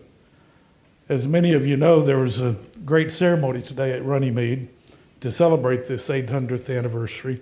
Queen Elizabeth was there, along with the archivist, David Ferriero, who is there instead of here, I'm sorry to say, but not sorry for him. I'm sure he had a great time. And many of my colleagues, the president of the American Bar Association, many of my other colleagues from the American Bar Association were there as well. I have to tell you one story about Runnymede, because when I was a student in law school, my last summer before I graduated from law school, I spent in Europe, traveling through Europe, and I decided when I was in England that I would go to Runnymede to see where the Magna Carta had been signed, the original version in 1215. The American Bar Association actually put up the memorial that is there. It was only put up in 1957, so the actual memorial with the plaque was erected in 1957. I hate to admit, but I was there in 1966 while I was still in law school. There was no pathway just in the middle of this field out at Runnymede, so I had hitchhiked up there. I had a Europass for traveling in Europe, but it wasn't good in England, so I had to hitchhike during the time I was in England, and I hitchhiked out to Runnymede, and I rode various rides to get up there, and I had my suitcase with me because I was going to Stratford-on-Avon to see Shakespeare's production and to go to the Globe Theater after I left Runnymede. So I traipsed out there in the middle of this field and saw Runnymede and was somewhat dumbfounded there wasn't more of a production to this whole scene, and it was just in the middle of a field, this small memorial, and I trekked back, and as I'm getting back to go back to the highway, I start sliding down this hill. It was pouring down buckets of rain, sort of like when you came in tonight, only buckets of rain, and I slid down this hill. My suitcase came loose and slid down behind me and then on top of me. So I was really one muddy mess by the time I got to the highway. No one would stop and pick up this muddy mess. Eventually a lorry stopped, and I was able to get in this lorry and get my way back to Stratford-on-Avon. So I have a very vivid memory of Runnymede. So I'm really delighted to be able to participate in this program tonight. The New York Times headline yesterday read, "Magna Carta still posing a challenge at 800. In typical New York Times fashion, there's also an opinion piece yesterday entitled "Stop Revering Magna Carta" by a law professor from the University of Chicago, naturally. He decries some of the myths that have developed about Magna Carta. We will deal with some of those myths during our program tonight, but the National Archives is a very special place to have a discussion about Magna Carta because, as you just heard, The 1297 version of Magna Carta is on display here. I was in this very room the night that David Rubenstein was honored by the National Archives for obtaining, through an auction in New York, the only copy we have in America of the Magna Carta, and for presenting it to the archives so it could be on display. And the archivist, David Ferriero, introduced me to Mr.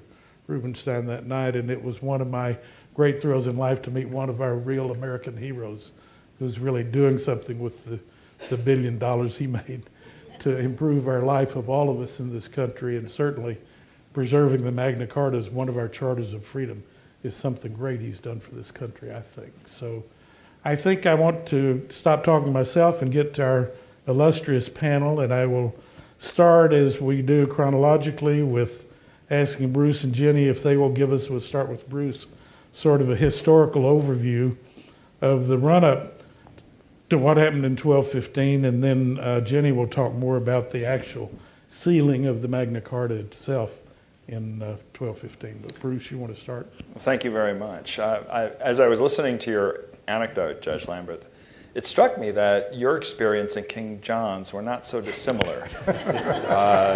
So you could take some pleasure in that, that you have some empathy for that side.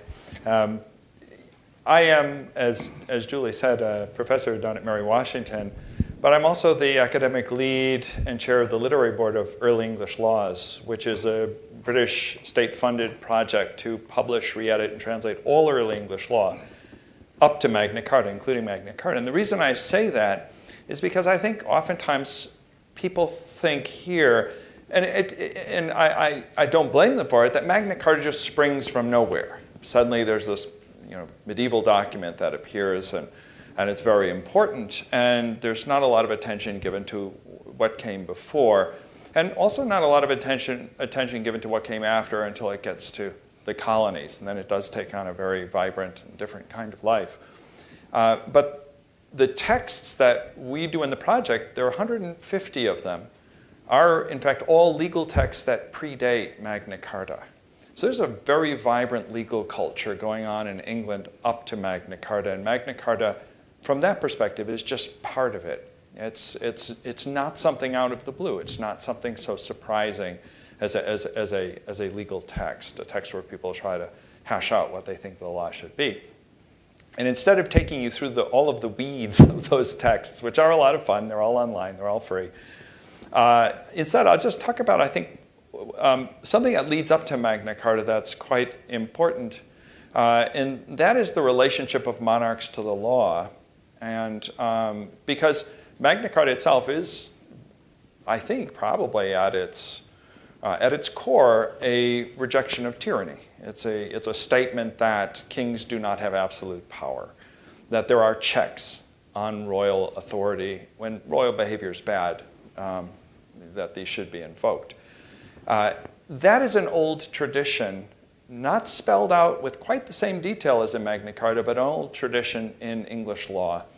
And I think if you wanted to trace when monarchs really started to felt compelled to put promises in writing to their subjects that they will administer the law correctly, they will administer the law fairly, they want their judges to administer the law fairly.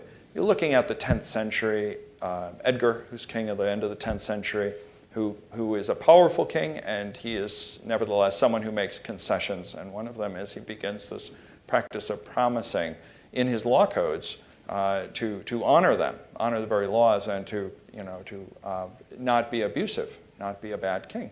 And that practice is followed by subsequent kings. The Scandinavian king, the Viking king who conquered England in the 11th century, Canute, actually creates probably a coronation oath, an oath the kings would take, promising to respect the laws of the land. And in his case, what he was made to promise as part of the deal by which he got England was to honor the laws of Edgar.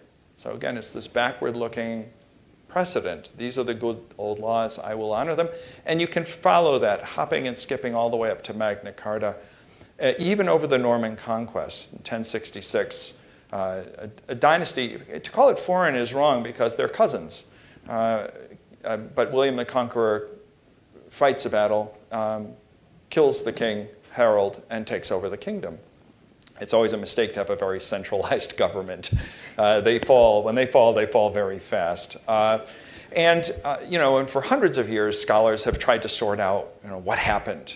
And one of the things I think that is interesting in terms of Magna Carta that happens is you see people taking a lot of pains to try to ensure that people feel comfortable that there's been a continuity of law and political power over the conquest, whether rightly or wrongly, whether that reflects reality. They create a concept of the laws of Edward the Confessor.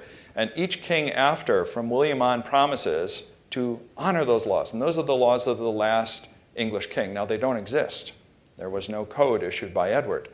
But this notion that the Golden Age had produced laws that all English kings should honor is there. And so there again, kings putting themselves under the law, hearing the law from the people, and then putting themselves under it. And so one aspect of Magna Carta is that. It's just that you have a king, in this case John, who is put, though the document is from him, so he's sort of saying, I'm happy to do this, but put under the law, and with a lot of safeguards in place in that first Magna Carta. The only other thing I'll add, and this I'll revisit later when we talk, I think, about some of the common misunderstandings of Magna Carta, is that you should keep in mind, with all these legal texts, it's still very hard to know whether any of them is actually official as we would think of a law as official, something that people would go to as a source or reference. There's just a lot of law floating around. And when you look at what happens to Magna Carta afterwards, people start to adjust it, edit it, merge versions of it. It's really very strange. And so I think we tend to see it as this document that appears, it has these rights, and it comes out of nowhere, and it has an influence. Well, there's a long lead up to it, and there is a different context for understanding it that should always sort of be there when we're trying to interpret what it actually meant to people of the time. That's great. Jenny, you want to talk about how we actually did it? Well, it's one thing for kings to promise when they're crowned to follow the law, and it's quite another thing for them to do it throughout their reign. And that's where effectively the rubber met the road with Magna Carta, because we come to a particular king, King John, and John is one of only 2 kings in English history never to have a successor named after him. So there's never been a John II, and I can confidently predict there never will be a John II. That name is definitely off the list. You think about when they name a new prince, what are the names in contention? Not John. Now, there really are 2 proximate causes for Magna Carta. One is a foreign policy disaster, and the other is the character of the king. And I would argue that without those 2 factors, we would not have had Magna Carta. So the foreign policy disaster. Bruce mentioned the Norman Conquest. What the Norman Conquest did was to make England a cross-channel empire. So they've got England, and then they've got lands on the continent that they still control. And that's Normandy, where William the Conqueror came from. But over the course of the 12th century, they acquired basically the whole western seaboard of France. So they own basically half of France, which is great for the English, not so good for the French.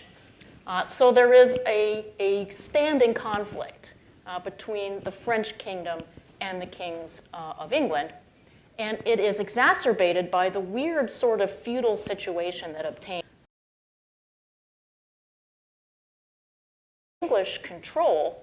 They are held of the French king as fiefs.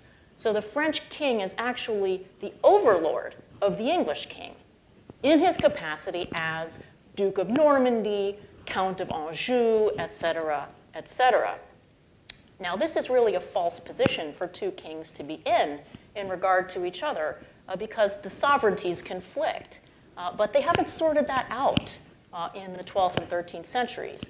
And so it leads to a standing conflict of interest between them. There is fairly constant war between France and England in the French territories. that the English control. They're always going back and forth across the border. And so now we come to the reign of John. John takes the throne in 1199 when Richard the Lionheart is killed in really a rather unimportant skirmish in the south of France in a territory that he controlled. You have John on the throne, and the King of France is immediately going to try to take advantage of the relative instability of the succession to seize some land. But they come to an agreement. Okay? Everything is going to be fine. And then John gets married. And that screws everything up. It's one of the most disastrous marriages in English history. For a number of reasons, but one reason is because of who the bride is, and particularly because of where she comes from. This is Isabel of Angoulême. Angoulême is a small territory in southwestern France. The problem with Angoulême is that it adjoins the county of La Marche. And La Marche was ruled by a family that were constantly rebelling against King John. Now, John did not want the Count of La Marche to marry Isabel of Angoulême. They were engaged. So he wanted to block that marriage because he feared that if these two territories were united, then there would be this big indigestible block of rebel territory in the heart of his French dominions. So he doesn't want this marriage to go forward. So what is his solution? He marries the bride himself. He scoops in, takes the bride, marries her himself, and oh, by the way, they had been postponing this relationship, the Count of La Marche and Isabel, because the bride was 12 years old. But the king marries her anyway.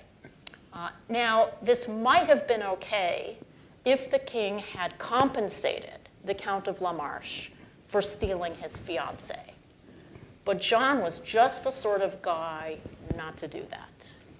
It would have been much better if he'd say, well, I'm sorry, I took your fiancé, but here is some extra land, here is a payment, it's all good. He didn't do that. He basically thumbed his nose at his own vassal, and that caused the Count of La Marche to appeal to the King of France. Because, of course, the King of France is the overlord of both the Count of La Marche and the King of England.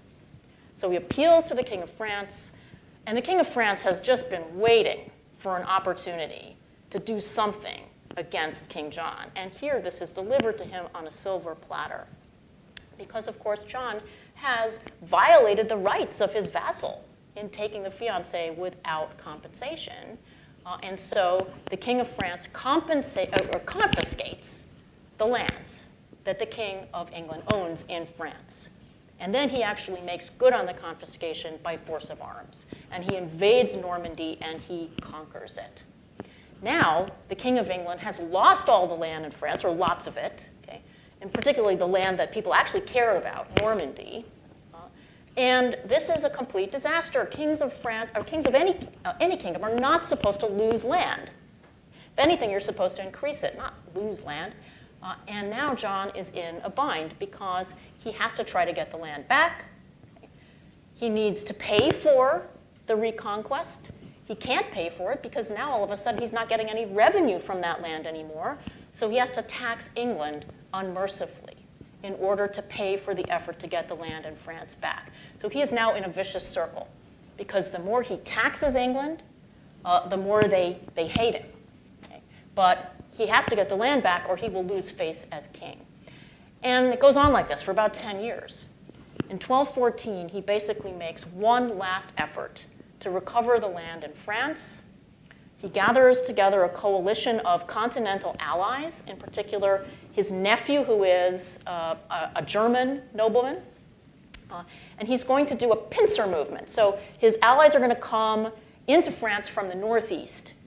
And John is going to land in Poitou in the south on the coast.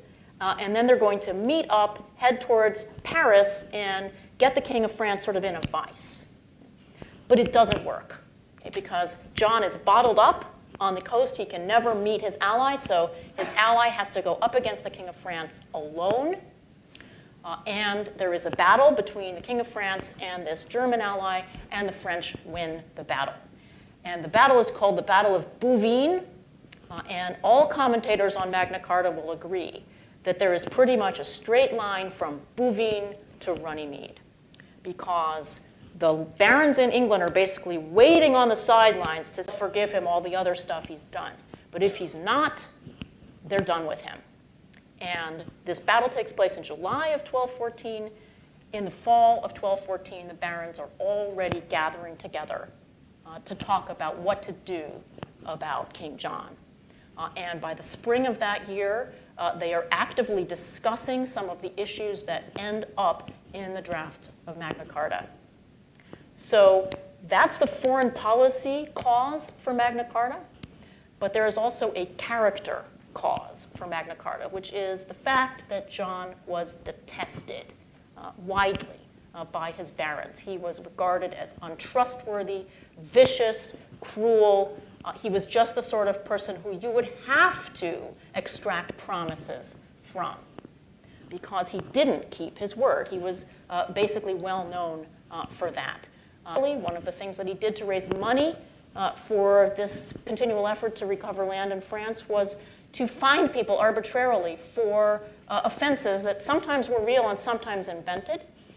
He would lend money to people in unrealistic amounts and then have the debt hover over them. And so people were always scared of what John would do. He was very unpredictable, and really just the best example, I think, of the kind of cruelty that John engaged in.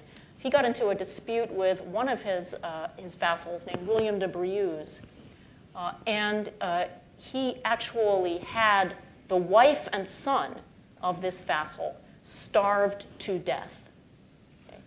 And this was widely known. All the chroniclers of the time report it. Okay? It was widely known. So that was the kind of thing he did. And he also would go around to the castles of his barons and demand to sleep with their wives and daughters. This is the kind of man he was.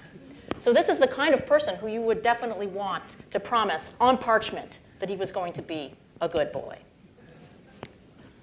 Now, Bruce, you mentioned before, it's sort of anomalous that this became such an iconic document in the United States, and I guess part of it, maybe you can also talk about the reinterpretation by Edward Coke and the impact of the English Bill of Rights in this country then. But sure, it's actually an interesting tale, and it's pretty straightforward. At one point, strangely, I ended up teaching the American Revolution in graduate school at Yale. Ed Morgan was there, and they were desperate. The Americanists were all off doing work, so he said he'd take anyone who could stand and read, and I could do both. But I had to bone up on American history because it had been a few years. And what I realized in doing that was there was this interesting connection between Magna Carta through the Petition of Right to the Bill of Rights, to the colonial petitions, to the Constitution. And that's actually, I started my students that semester with Magna Carta. They were a little puzzled that that was their first reading. And the reason we see the link is textual. Each of those sources is citing the earlier source. But what happens to it in the 17th century is pretty remarkable. This is England coming out of the Tudor period, which is exactly like the TV show, The Tudors. Oppressive, violent, driven by personal motive. And the Tudors were monarchs who believed in their own power. They thought that they were, in fact, quite the best thing around. And they weren't going to be troubled by the niceties of parliamentary precedents that had been built up over many decades. And they're powerful kings, so they did what they wanted. And Elizabeth is not that much different from her father, Henry. So England in the 1500s is a period where you have a lot of smoldering resentment amongst people who operate in the law, people who operate in the state, not just religious dissenters or Catholics, but these folks. And they began to consider, what they could do. And a lot of them gathered in London. They were associated with the Society of Antiquaries. Sounds very tame, kind of a thing to go, a sleepy place to retire to after your active life. But it actually was a hotbed of revolutionary zeal. And the members there would read old documents. They would read old laws coming back from the Anglo-Saxon period and all the way on through Magna Carta and then laws that have been passed since to try and figure out what their strategy should be. One of them, Edward Coke, ends up as Chief Justice. And he rules in a number of cases in such a way in the 1606 to 1616, somewhere around that's when he serves, in such a way as to reinterpret Magna Carta. Magna Carta is a very narrow partisan document. The people who draw it up benefit from it. The same kind of argument was made about the American Constitution by Charles Beard many years ago. This is partly true and partly not. The barons were very interested in themselves, and so when they talked about people, they were really thinking of well-to-do people. They were thinking of free people, not the unfree. They were thinking of men, not women. That's kind of where they were. And Coke, in changed circumstances and a changed notion of what justice was, rethought it and said, you know, we're going to extend this as a precedent to all men, to all people, not just to, in fact, this very narrow clique. And so in a number of rulings during that period, he did so. That led to, part of that was the Petition of Right, which followed, which was asking the king of the time to, in fact, honor a number of the basic items in Magna Carta that show up there. Those later get expanded on in 1688-89 during the Glorious Revolution to the Bill of Rights, the English Bill of Rights. You know, you can't quarter troops, you know, due process rules. It's all kind of there, all of the legal principles burnt out. And that's what the Americans get, because that's when they're settling. That's when they're coming over and colonizing. They have libraries, they have books, they have Cook's commentaries, they read them, they apprentice at law in the same way that it's a similar kind of way that they do in England. And so they're keenly aware of that tradition. That is their heritage, and it's in their charters. And so, I mean, there's this, it's all one culture at that point. And Coke is huge for giving them a new way of thinking about Magna Carta. That's exactly what I was looking for. Rob, why don't you talk a little about, let's start with Magna Carta's influence on the colonial charters, because that's where it really started here. And go from there to the pre-revolutionary period, I guess. But okay, so the language of the Magna Carta was reproduced in a number of the colonial charters. In at least one colony, the colonial governor reviewed legislation to make sure that it comported with Magna Carta. In the sort of the discourse, as far as we know of the time, people talked about claiming the same rights that Englishmen had. After the Revolution, they wouldn't speak in those terms, but before the Revolution, they did. So all of that was happening before we had the series of documents that we talk about as our founding documents, the Declaration of Independence, the Articles of Confederation, the Constitution, and including the Bill of Rights portion. So in the Declaration of Independence, I mean, there's an obvious similarity because they're listing a series, or they're creating a series of complaints about the king, and in this case, justifying why they're separating from the king. So the war is just starting. In the Declaration of Independence, there are some statements that refer to not only the Magna Carta, but the lineage of the Magna Carta. For example, when it says that the king has created a jurisdiction foreign to our Constitution, the writers are talking about how the principle of the authority being subject to law was not being followed. And of course, our Constitution didn't mean a specific document. It meant all of the principles and customs that English law followed.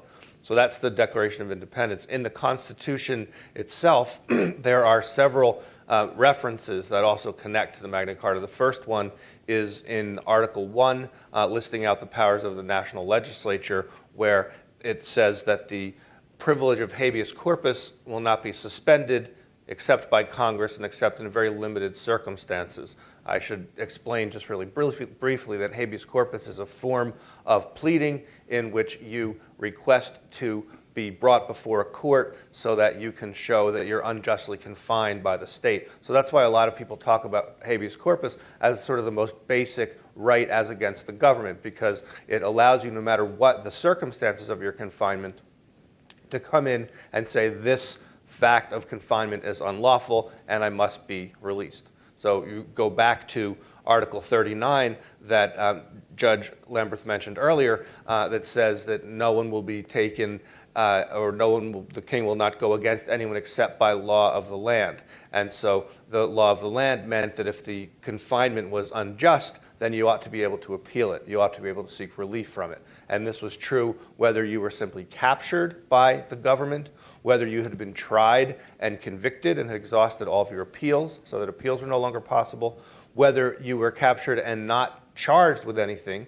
And I'm jumping ahead a little bit, but that's the situation of the Guantanamo detainees today. And when we talk about the legacy of the Magna Carta in our time, I'll say more about that. But so habeas corpus is a form of pleading, and it is the procedure that allows many state detainees to go free, both in England in earlier times and right through to today. So in Article 1 of the U.S. Constitution, there is this provision that states the importance of habeas corpus, which connects to Magna Carta, as I've said, and says that it can't be suspended except in very limited circumstances. Then there are the provisions granting a speedy trial, trial by jury, and due process. All of those are reproduced in the Bill of Rights part of the Constitution. So there are two due process clauses in the U.S. Constitution, both the 5th and the 14th Amendment. So the 5th was adopted as part of the original Bill of Rights, the 14th Amendment after the Civil War. Both refer to due process, and again, we'll say more about this later, but due process is another way of saying law of the land. Incidentally, if you want to talk about how the Magna Carta continues to influence law today, and I literally mean today, Julie told me earlier that the Supreme Court ruled this morning on a case called Kerry v. Dinn, and that they cite the Magna Carta for this very principle, that due process means law of the land. So the due process clause has a direct textual connection to the Magna Carta.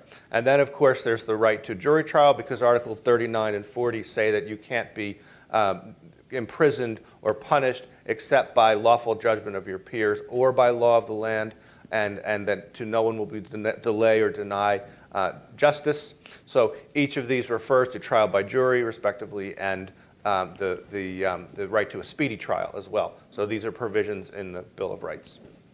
So you see that in the Constitution itself, we've enacted language that operationalizes these guarantees,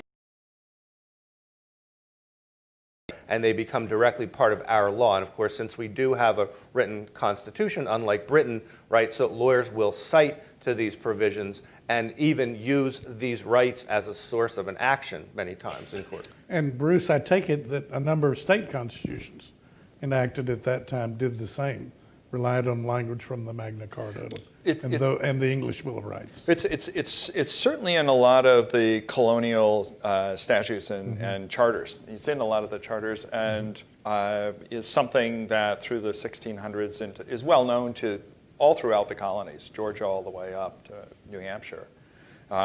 So this is something that is, again, I don't think it's all that different initially than what someone in England might have felt.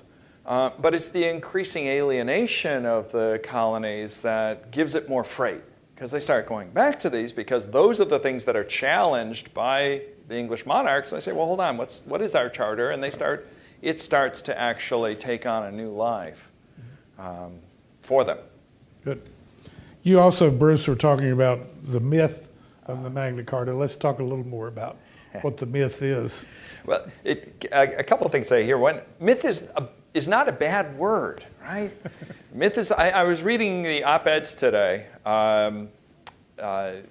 partly out of vanity. I got to do an op-ed for the first time. You know, no one asks medievalists to do op-eds. So this is it. This was it, you know. I was seeing there's a lot of very similar kinds of things, but people were talking about the myth, and I don't think I used myth, and as if it were a bad thing, that I'm going to expose this document as something like a fairy tale. Well, myth actually isn't that. It's a powerful story in some way. It's something that maybe takes on power outside of its mere words, You could say the Bible has mythic qualities to it. This is fine. So when I use myth, I'm meaning it in that sense. I think we tend to, as Americans, miss some things about Magna Carta that are kind of, they're in the footnotes, so to speak. But they're the kind of interesting things that I think make it come to life. And these, instead of demythologizing it, I think you just keep these things in mind and say, well, this is a human product. Human society is complex, and what it produces is a reflection of that. Well, Magna Carta is a statement of principles, about due process. Robert was talking about due process, the key one, chapter 39. But it also includes several chapters. Chapter is just, might be 20 words that describe something, that draw their text from a early 12th century forgery by Geoffrey of Monmouth, which is about the kings of Britain and Arthur. And this is what people are reading, and they're reading it in Latin, they're reading it in translation. It's available in French at the time, and somehow words make it into the final document. So that's kind of interesting. And then the second is that a number of the key principles about the king being just are first found not in the various drafts and documents of the barons. We can actually track their process of writing Magna Carta. It's really fantastic. You can't do that with many documents. But the earliest document where we see that stuff taking form is something called the Laws of the English, the Leges Anglorum. It is a forgery. It claims to be the laws of Eber the Confessor, which it is not. And someone has put in Arthur, who is a great legislator and conqueror, has put in all these maxims about how kings ought to be just and ought to rule by right, and a king who does not rule by right is no king at all, and so on. But it's a forgery that they're including it into. I don't know if they know it isn't a law code per se. So that's kind of interesting.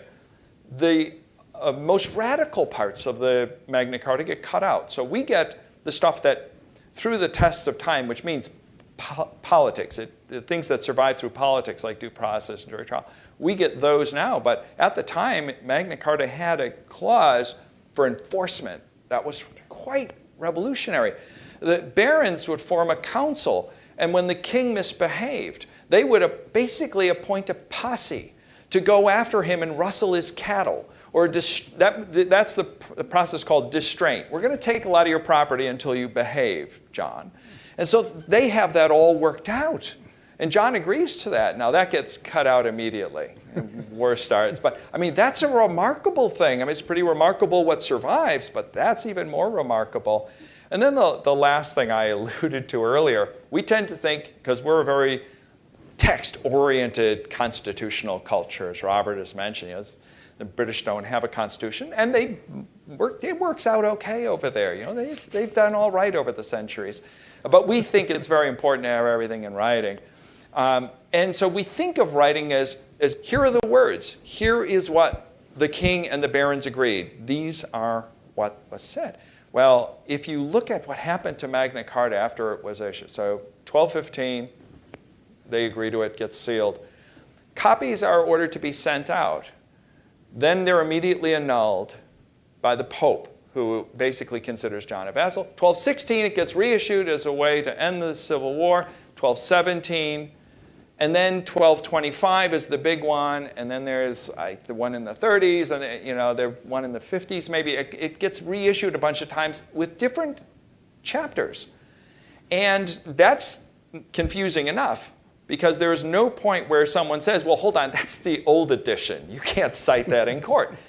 Creative scribes began to combine them, taking the parts they liked and dumping the parts they didn't.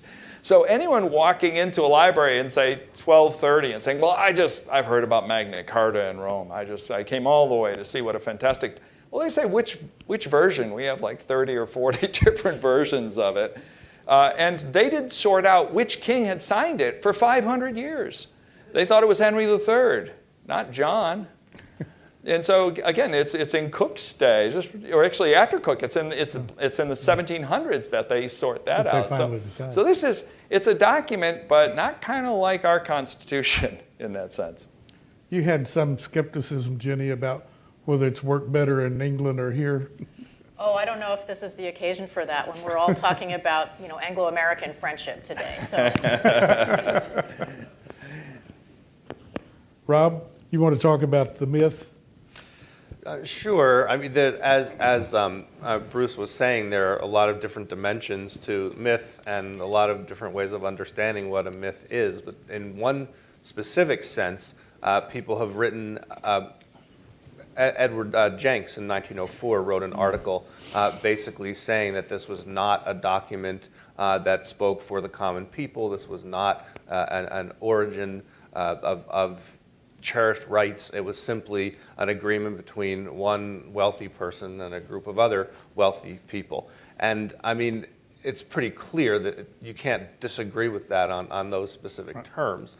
But like the U.S. Constitution, we have a constitutional culture that incorporates a number of myths, including the myth that we were born a free nation, right? There were some people who were very much unfree when the nation was born. So I guess my take on the question of the myth is that it's undoubtedly correct to say that there are a number of mythic things about the Constitution, but that for... Sort of like the myth that all men are created equal. Right. Did not include exactly right, Judge Lambert. So yeah, but at the same time, we can utilize that myth, and it can still shape our law, and we can move toward a position in law that's actually closer to what the myth was stating. I had another question I wanted to ask all the panelists, and that is, what do you think is the continuing influence of Magna Carta today? And we'll talk about some specific things, for example, executive action. Rob, you want to talk about that one first? Yes. So first of all, I mean, there are some real concrete, specific questions today about executive action that force us to ask really what is the executive subject to law, which is the basic thrust of Article 39, right, that the authority is subject to law. You can take the example of drone strikes, for example.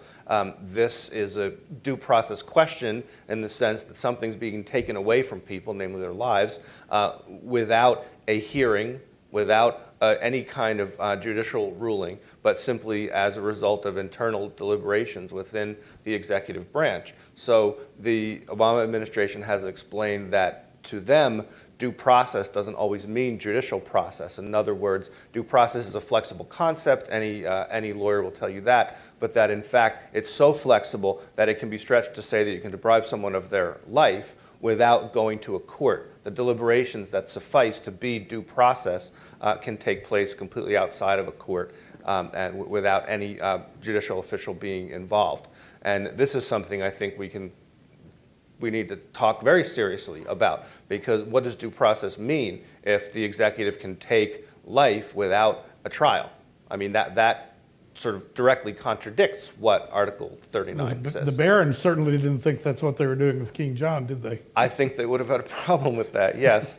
And then there's something that some legal theorists talk about, which is a state of emergency or state of exception. So back in the earlier 20th century, Carl Schmitt came up with this theory of a state of exception and basically said that there was always a space beyond law in which the executive had to operate at certain times. And so the executive was normally bound by the restrictions of the Constitution in a constitutional republic, but that sometimes that state of things had to be suspended, and we moved into this other space beyond rules, beyond constraint for the executive. Obviously, this is a fundamental problem of legal theory, because once you say the executive is not bound by law, not only are you going against this core principle. Some legal scholars have struggled with this idea, trying to come up with a model of what would an emergency constitution look like. Bruce Ackerman has said that we could have an emergency constitution that kicks in at a certain point, and then it would suspend certain kinds of limits on executive power. And then for it to continue, it would have this is quite a mouthful, but a supermajoritarian escalator, which is, classic academic jargon, but it's not a thing in a shopping mall. It's actually a principle that says the longer the state of exception goes on, the larger the supermajority that has to approve it. So scholars have grappled with this idea, and particularly after September 11th, if there's going to be a state of exception, an emergency constitution, what triggers it, how long does it last, what rules apply? And it's one of these tantalizing problems, because once So that's the sort of one of the conundrums of executive authority in our time, looking back to this basic principle of authority is subject to law. That's an excellent answer. I appreciate that. Jenny, talk about jury trial and how Magna Carta is, obviously, from my opening comments, I think it's had a great influence in this country. It actually belongs sort of in the category of the myths of Magna Carta, because the word jury does not appear anywhere in Magna Carta. So the idea that Clause 39 of Magna Carta guarantees the right to a trial by jury is actually a much later interpretation of Magna Carta. That's not what anybody thought in 1215. It's a really interesting example of how two phenomena can coincide in time and then over a period of time actually coalesce. So what you have is Magna Carta being agreed to in 1215, and that very year you have a huge event in the Catholic Church called the Fourth Lateran Council, where Pope Innocent III, who annulled Magna Carta, gathered together a huge assembly of bishops and other church leaders and hashed out a number of very important issues before the church at the time. And one of the things that they did was to ban the judicial ordeal. Now, probably a lot of you have heard of the ordeal. This is where people are forced to walk across hot coals or hold hot irons or be thrown in the water, and if the water accepts them, if they sink, then they're innocent. If the water rejects them and they float, then they're guilty. You know, of course, you have to fish them out in time if they're innocent before they drown. This is something that people make fun of now. I mean, there's a wonderful scene in Monty Python and the Holy Grail about the business in 1215. A lot of decisions about guilt or innocence across Europe were made on this basis, and the church had grown uncomfortable with it and withdrew its approval. And this almost immediately caused the ordeal to wither on the vine. And they needed something else to put in place in order to decide guilt or innocence in criminal cases. Now, interestingly, on the continent, what they came up with was the inquisitorial process. Okay. In England, they went in a different direction. And by the way, that involves torture. Right? In England, they never embraced torture. Instead, what they came up with as a fix was the jury trial. So juries had been around for other purposes for many years. They had been used by William the Conqueror, for example, after the conquest, to try to figure out what did he have. The Doomsday Inquest, where he went around and found out what all the land was and how much it was worth. That was run on the system of local juries. So juries get co-opted to take the place of the judicial ordeal. And over time, people start to assume that the clause about judgment by your peers refers to trial by jury. Okay. But that's not, in fact, how it was interpreted in 1215, because there was no right to a jury trial. There were no jury trials in 1215. So that's one of the signal myths of Magna Carta. By the 14th century, people are making that connection, and by the 17th century, with Cook and other commentators, people are flat out saying that Magna Carta guarantees the right to a trial by jury. And from the beginning of our country, then, we really did believe Absolutely. in trial by jury. Absolutely believed that that was a guaranteed right as of Magna Carta. It's not in there. And what about speedy trial? Well, Clause 40 of Magna Carta says that to no one will we deny or delay justice. So this is the idea that you have to get your judgment in a reasonably speedy fashion. And it is an outgrowth of the sort of things that John would do, which is to imprison people sometimes for years without judgment. And he would do this basically to extort more and more money out of the person concerned and out of their family. So one of the really interesting things that you can do in reading Magna Carta is to see what King John was actually doing by what he was being told not to do. Okay? And this the speedy trial is definitely That was certainly one of of those. Right. Rob, talk a little more about habeas corpus, because that's really, in this country, has turned out to be extremely important, certainly from Guantanamo point of view, but other points of view in this country. Habeas is the key to the judiciary deciding a lot of things in this country. Yes, we can go through U.S. history and find conflicts where habeas corpus figured very prominently. During the years preceding the Civil War, habeas corpus was used both to return slaves to their captors and sometimes for slaves to be freed and sometimes for slave catchers to be freed. In Prigg, Pennsylvania, actually the slave catcher was prosecuted under a law prohibiting kidnapping, and then he sought relief through habeas corpus, saying my prosecution, my confinement are fundamentally unjust because Pennsylvania did not have the authority to pass this law. It interferes with fugitive slave enforcement in the Constitution. So habeas corpus is this very powerful tool, but like any other tool, it can be used for different ends. And then when we jump ahead to the Warren Court in the 1950s, the Warren Court broadens access to habeas corpus as part of a more general project of increasing access to the judicial system, political process, striking down, as everyone knows, state-enforced racial segregation. In one particular case, Justice Brennan refers directly to the Magna Carta and how it has been functioning differently in our system with a written constitution than it did in the British system, that in both systems habeas corpus would be a sort of a key component of protecting liberty that came from the Magna Carta. Some historians say Justice Brennan got the history wrong. Maybe he did. But the point is that frequently when habeas corpus is being interpreted, applied, discussed, there is this connection to the Magna Carta being made. Then in the Rehnquist years, the court restricted access to habeas corpus in some ways. There's a very well-known case, Herrera v. Collins, where a prisoner was scheduled to be executed and claimed that he could prove that he was innocent. So he sought to make a showing in court via habeas corpus that he was innocent. He was denied that opportunity. He was executed. The dissent was very angry in the case. Justice Scalia actually said that actual innocence in our law is not a reason that entitles you to habeas corpus. In other words, Scalia was saying if the trial was fair and you're not complaining about the trial, you're not entitled to a habeas corpus hearing because you've discovered evidence later on. I mean, that's a very controversial statement, but it shows how habeas corpus has been contested, how there's been somewhat of a pendular movement between broadening and then constricting.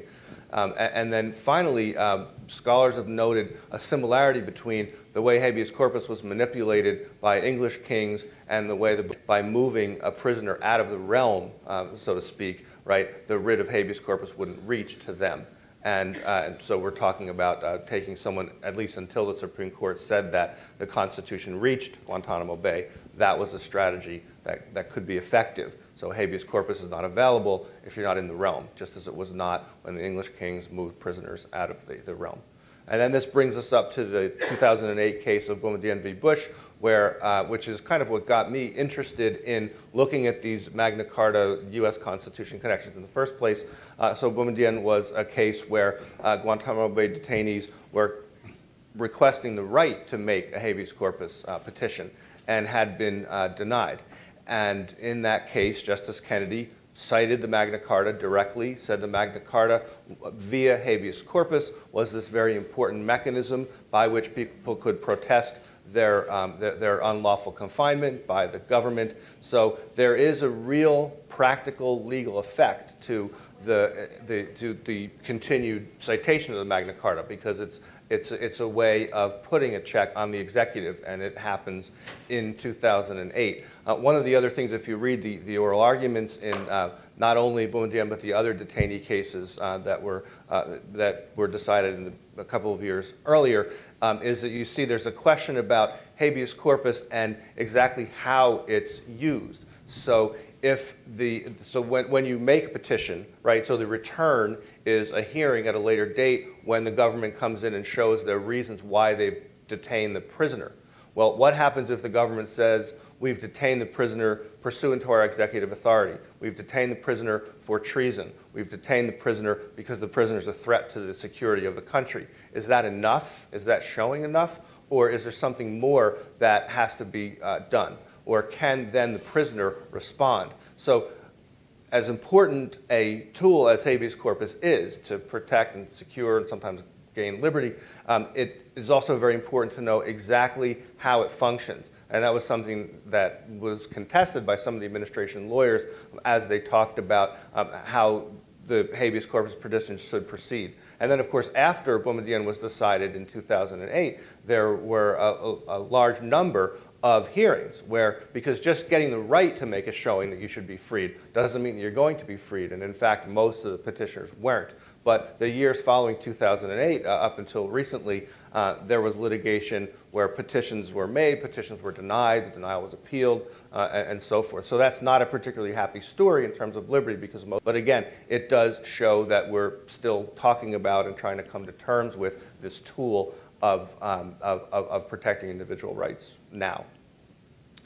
All right, that's a good segue to our final segment of the panel. We do want to take questions from the audience, and we'll be happy to answer questions. The panelists will. I may not. I will if you ask. But first, I would like to say thank you for a terrific discussion for the panelists. Please join me in thanking all of the panelists.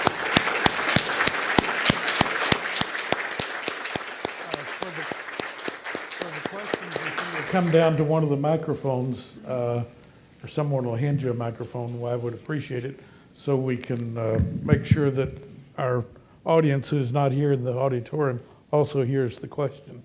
And you can direct it to a panelist or to the panel in general, whatever you prefer. You can start. Was the position of the Church of England affected in any way by Magna Carta? Yes, the first clause of Magna Carta guarantees the liberty of the church. And it actually grew out of a huge controversy earlier in John's reign. John had refused to accept a candidate for the Archbishopric of Canterbury, and this had ended up before the Pope to resolve, and the Pope had imposed his own candidate, Stephen Langton, as Archbishop. And John would not allow this archbishop into the kingdom. This was probably, on the whole, a bad move on John's part, because the Archbishop of Canterbury was ultimately accepted after an interdict, 7 years when the church went on strike in England and no masses could be said. And finally, John had to cave, and he actually surrendered the kingdom to the hands of the Pope as a fief. But Stephen Langton, that archbishop, he eventually had to accept him. And Stephen Langton was right there at Runnymede. And he was probably the author of the first clause of Magna Carta that insisted on the liberty of the church. And what that meant was hands off of elections to bishoprics. So it was, in a sense, it was a very self-interested clause from the Archbishop of Canterbury's point of view. But that clause is still in force in England today. There are only 3.5 clauses of Magna Carta that are still on the books in England. All the others have been repealed. But the liberty of the church is still part of English law to this day. And an important part of our Bill of Rights as well. Can I just add as an appendix? Sure. You know, that the issue, that confrontation of church and state was something that there had been a lot of practice with. Going back many centuries, the earliest English law code we have from around the year 600 has protection of the clergy in there and trying to sort out what their relationship is to the state. But in the 12th century alone, leading up to Magna Carta, there were archbishops who went into exile, most famously Becket, who was then murdered by enthusiastic knights. And that was also a moment that prompted a lot of soul-searching about English law, because that's when we have the bulk of our 12th century manuscripts of law produced. And I think it's just in response to Henry saying, I know what the laws are, and Becket saying, I know what the laws are. People start to look. And so they're trying to figure out what the liberty of the church is, how much freedom should it have, and how do you get a king who is otherwise out hunting, to actually honor these promises. My question over here. The title of this panel is Magna Carta and the Constitution, but most countries have constitutions. Can you talk a little bit about the effect of Magna Carta on the constitutions of other countries? I couldn't. Maybe the panelists can. Well, one thing that's actually quite interesting is the impact of Magna Carta via the English Bill of Rights on the European Constitution. And there's a tremendous irony at the heart of this, because a lot of these English rights inspired the creators of the European Union. And of course, what's happening in Britain about withdrawing from the European Union. And one of the things that they're concerned about right now is the Human Rights Act in Britain, which is a provision that regulates appeals to the European Human Rights Court. And they're trying to repeal it and institute a new provision that puts everything on a basis that stays in Britain so that they have no connection to what's going on the continent. So there's a tension here where you've got the British who inspired the Europeans trying to get out of the European construct altogether. So Magna Carta has had some interesting effects around the world. Your question does raise one other thing in my mind, and that is the controversy in our own Supreme Court about whether they should ever cite foreign law. But apparently Magna Carta is not considered foreign law, since they cited it today. Question over here. Well, just to comment just quickly on the irony, I mean, to me, I mentioned it to the speaker this afternoon, that you have to essentially be strip searched to come to view these documents that actually are supposed to be about our freedom is rather ironic to me. But regarding the build-up to... I think that's a terrific comment, but it is society today. Well, and I was actually talking with the speaker this afternoon about just the working hypothesis that I've come to, having had everything that I've owned taken from me over the last 4 years by police or state or county enforcing laws that either didn't exist or were not based on data. But the question or comment I have is regarding the lands that were taken in coastal France. And then you were commenting about the money that was coming to England from those lands. And I'm, always thinking about resources. So was that a fishery issue, in that the fisheries that, were very productive in the coast of France, was that the money that was actually supplying John or England with resources to do what they were doing? Not primarily. No, okay. I mean, these were actual tax revenues that were coming into the treasuries in these different French domains. So there was a treasury in Normandy, there was a treasury in Anjou, and that money was now going to the treasury in Paris instead of to England. Well, I guess my question, though, is the taxes were being levied on on what production of goods? Was it coming from, I guess, farmlands as well as coastal fisheries? Mostly land, and other kinds of trade. And I'm coming at this because while I was defending myself to North Carolina Superior Court because I was building an oyster reef for free using my kayak in 2013, I was reading a book called The Mortal Sea, and it was history of the North Atlantic fisheries, and it was actually starting in 900 AD because the author was making the point that by that time, the onshore fisheries in the Middle East, North Africa, and Europe had been depleted due to human innovation, and that was actually when coastal was starting to develop. And so he's tracking this development of the progression of the depletion of the fisheries, starting in the Eastern Atlantic, moving to the North Atlantic, and then progressing into the Western Atlantic. And it's interesting. There's a question there somewhere, right? Yeah, well, I'm sorry. Okay. Well, he's just noting that in this, when the fisheries were depleted to the point there were laws that were basically regulating the fisheries. The irony was those laws were passed by the biggest profiters of the fisheries, and therefore the fisheries continued to decline. And he notes that by the 1800s, the King of England then commissioned a study of the scientific community in England to figure out what they could do. They looked at their research, they came back to the king, and they said, you know, there's nothing we can do. The people fishing have to regulate themselves.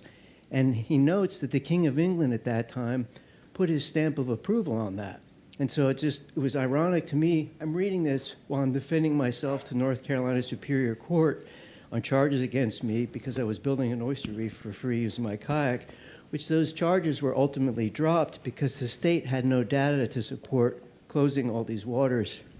It's just ironic that we live in a culture that's so wealthy. More and more what I'm seeing is, like the Magna Carta, the laws typically are the result of people being sedentary because of their wealth, and therefore there's actually cognitive consequences due to being sitting that creates a lot of fear. And that's something that's at play, I think, especially with 9/11 and these drone strikes and more, especially with our country. Just Okay, thoughts. we got the point. Let me go to the question over here. Go ahead. Hi, my question is about the signers of the Magna Carta and the number of them and whether that number changes. Are there more Baron families added? Do the sons of, as barons die off, do the sons sign off on these different versions of the Magna Carta? I'm trying to do I haven't really found the direct link, genealogy link yet, but there seems to be, I'm tracing a family right now in particular, and so I have a question around the signers. Well, I think the farther back you go, the better your chances are of being connected to people who matter. It's pretty easy, I think, for most Americans to somehow hook up into the lower nobility by the 1400s and then to potentially be descendants of one of these barons. There's an organization, of the Barons and Dames of Magna Carta, I think is what it's called. It's an international organization. Oh. And you might want to consult with them because they see it as their task to keep tabs and to verify who is connected. And each time Magna Carta gets reconfirmed, you have new signatories. So in 1225, when it comes out, and that's the official version, that's the one that's trimmed down, the king's okay with it, and it's the one that gets trotted out every time. Only 3 of the barons who had originally signed 1215 are alive to sign, and they're, I think, sons of 3 others, and that's it. So, but it's a whole new batch. But I don't know if they count. You'd have to actually talk to the organization. I think it's just 1215 is all they care about. Maybe there should be like separate organizations for each engrossment. They could have a big jamboree every summer. That's a great answer. Yes, sir. I was at the Jefferson Memorial the other day and reading one of those tableaus, quotes from Jefferson in the memorial, and I'll make a hash of it but be brief, that in a letter to a Virginian, he said that laws that do not change would be the same as a man putting on a coat that he wore as a boy. And being also a liberal arts student and knowing that Wikipedia is the authority on all things, I wanted to ask the notion of the strict constructionists or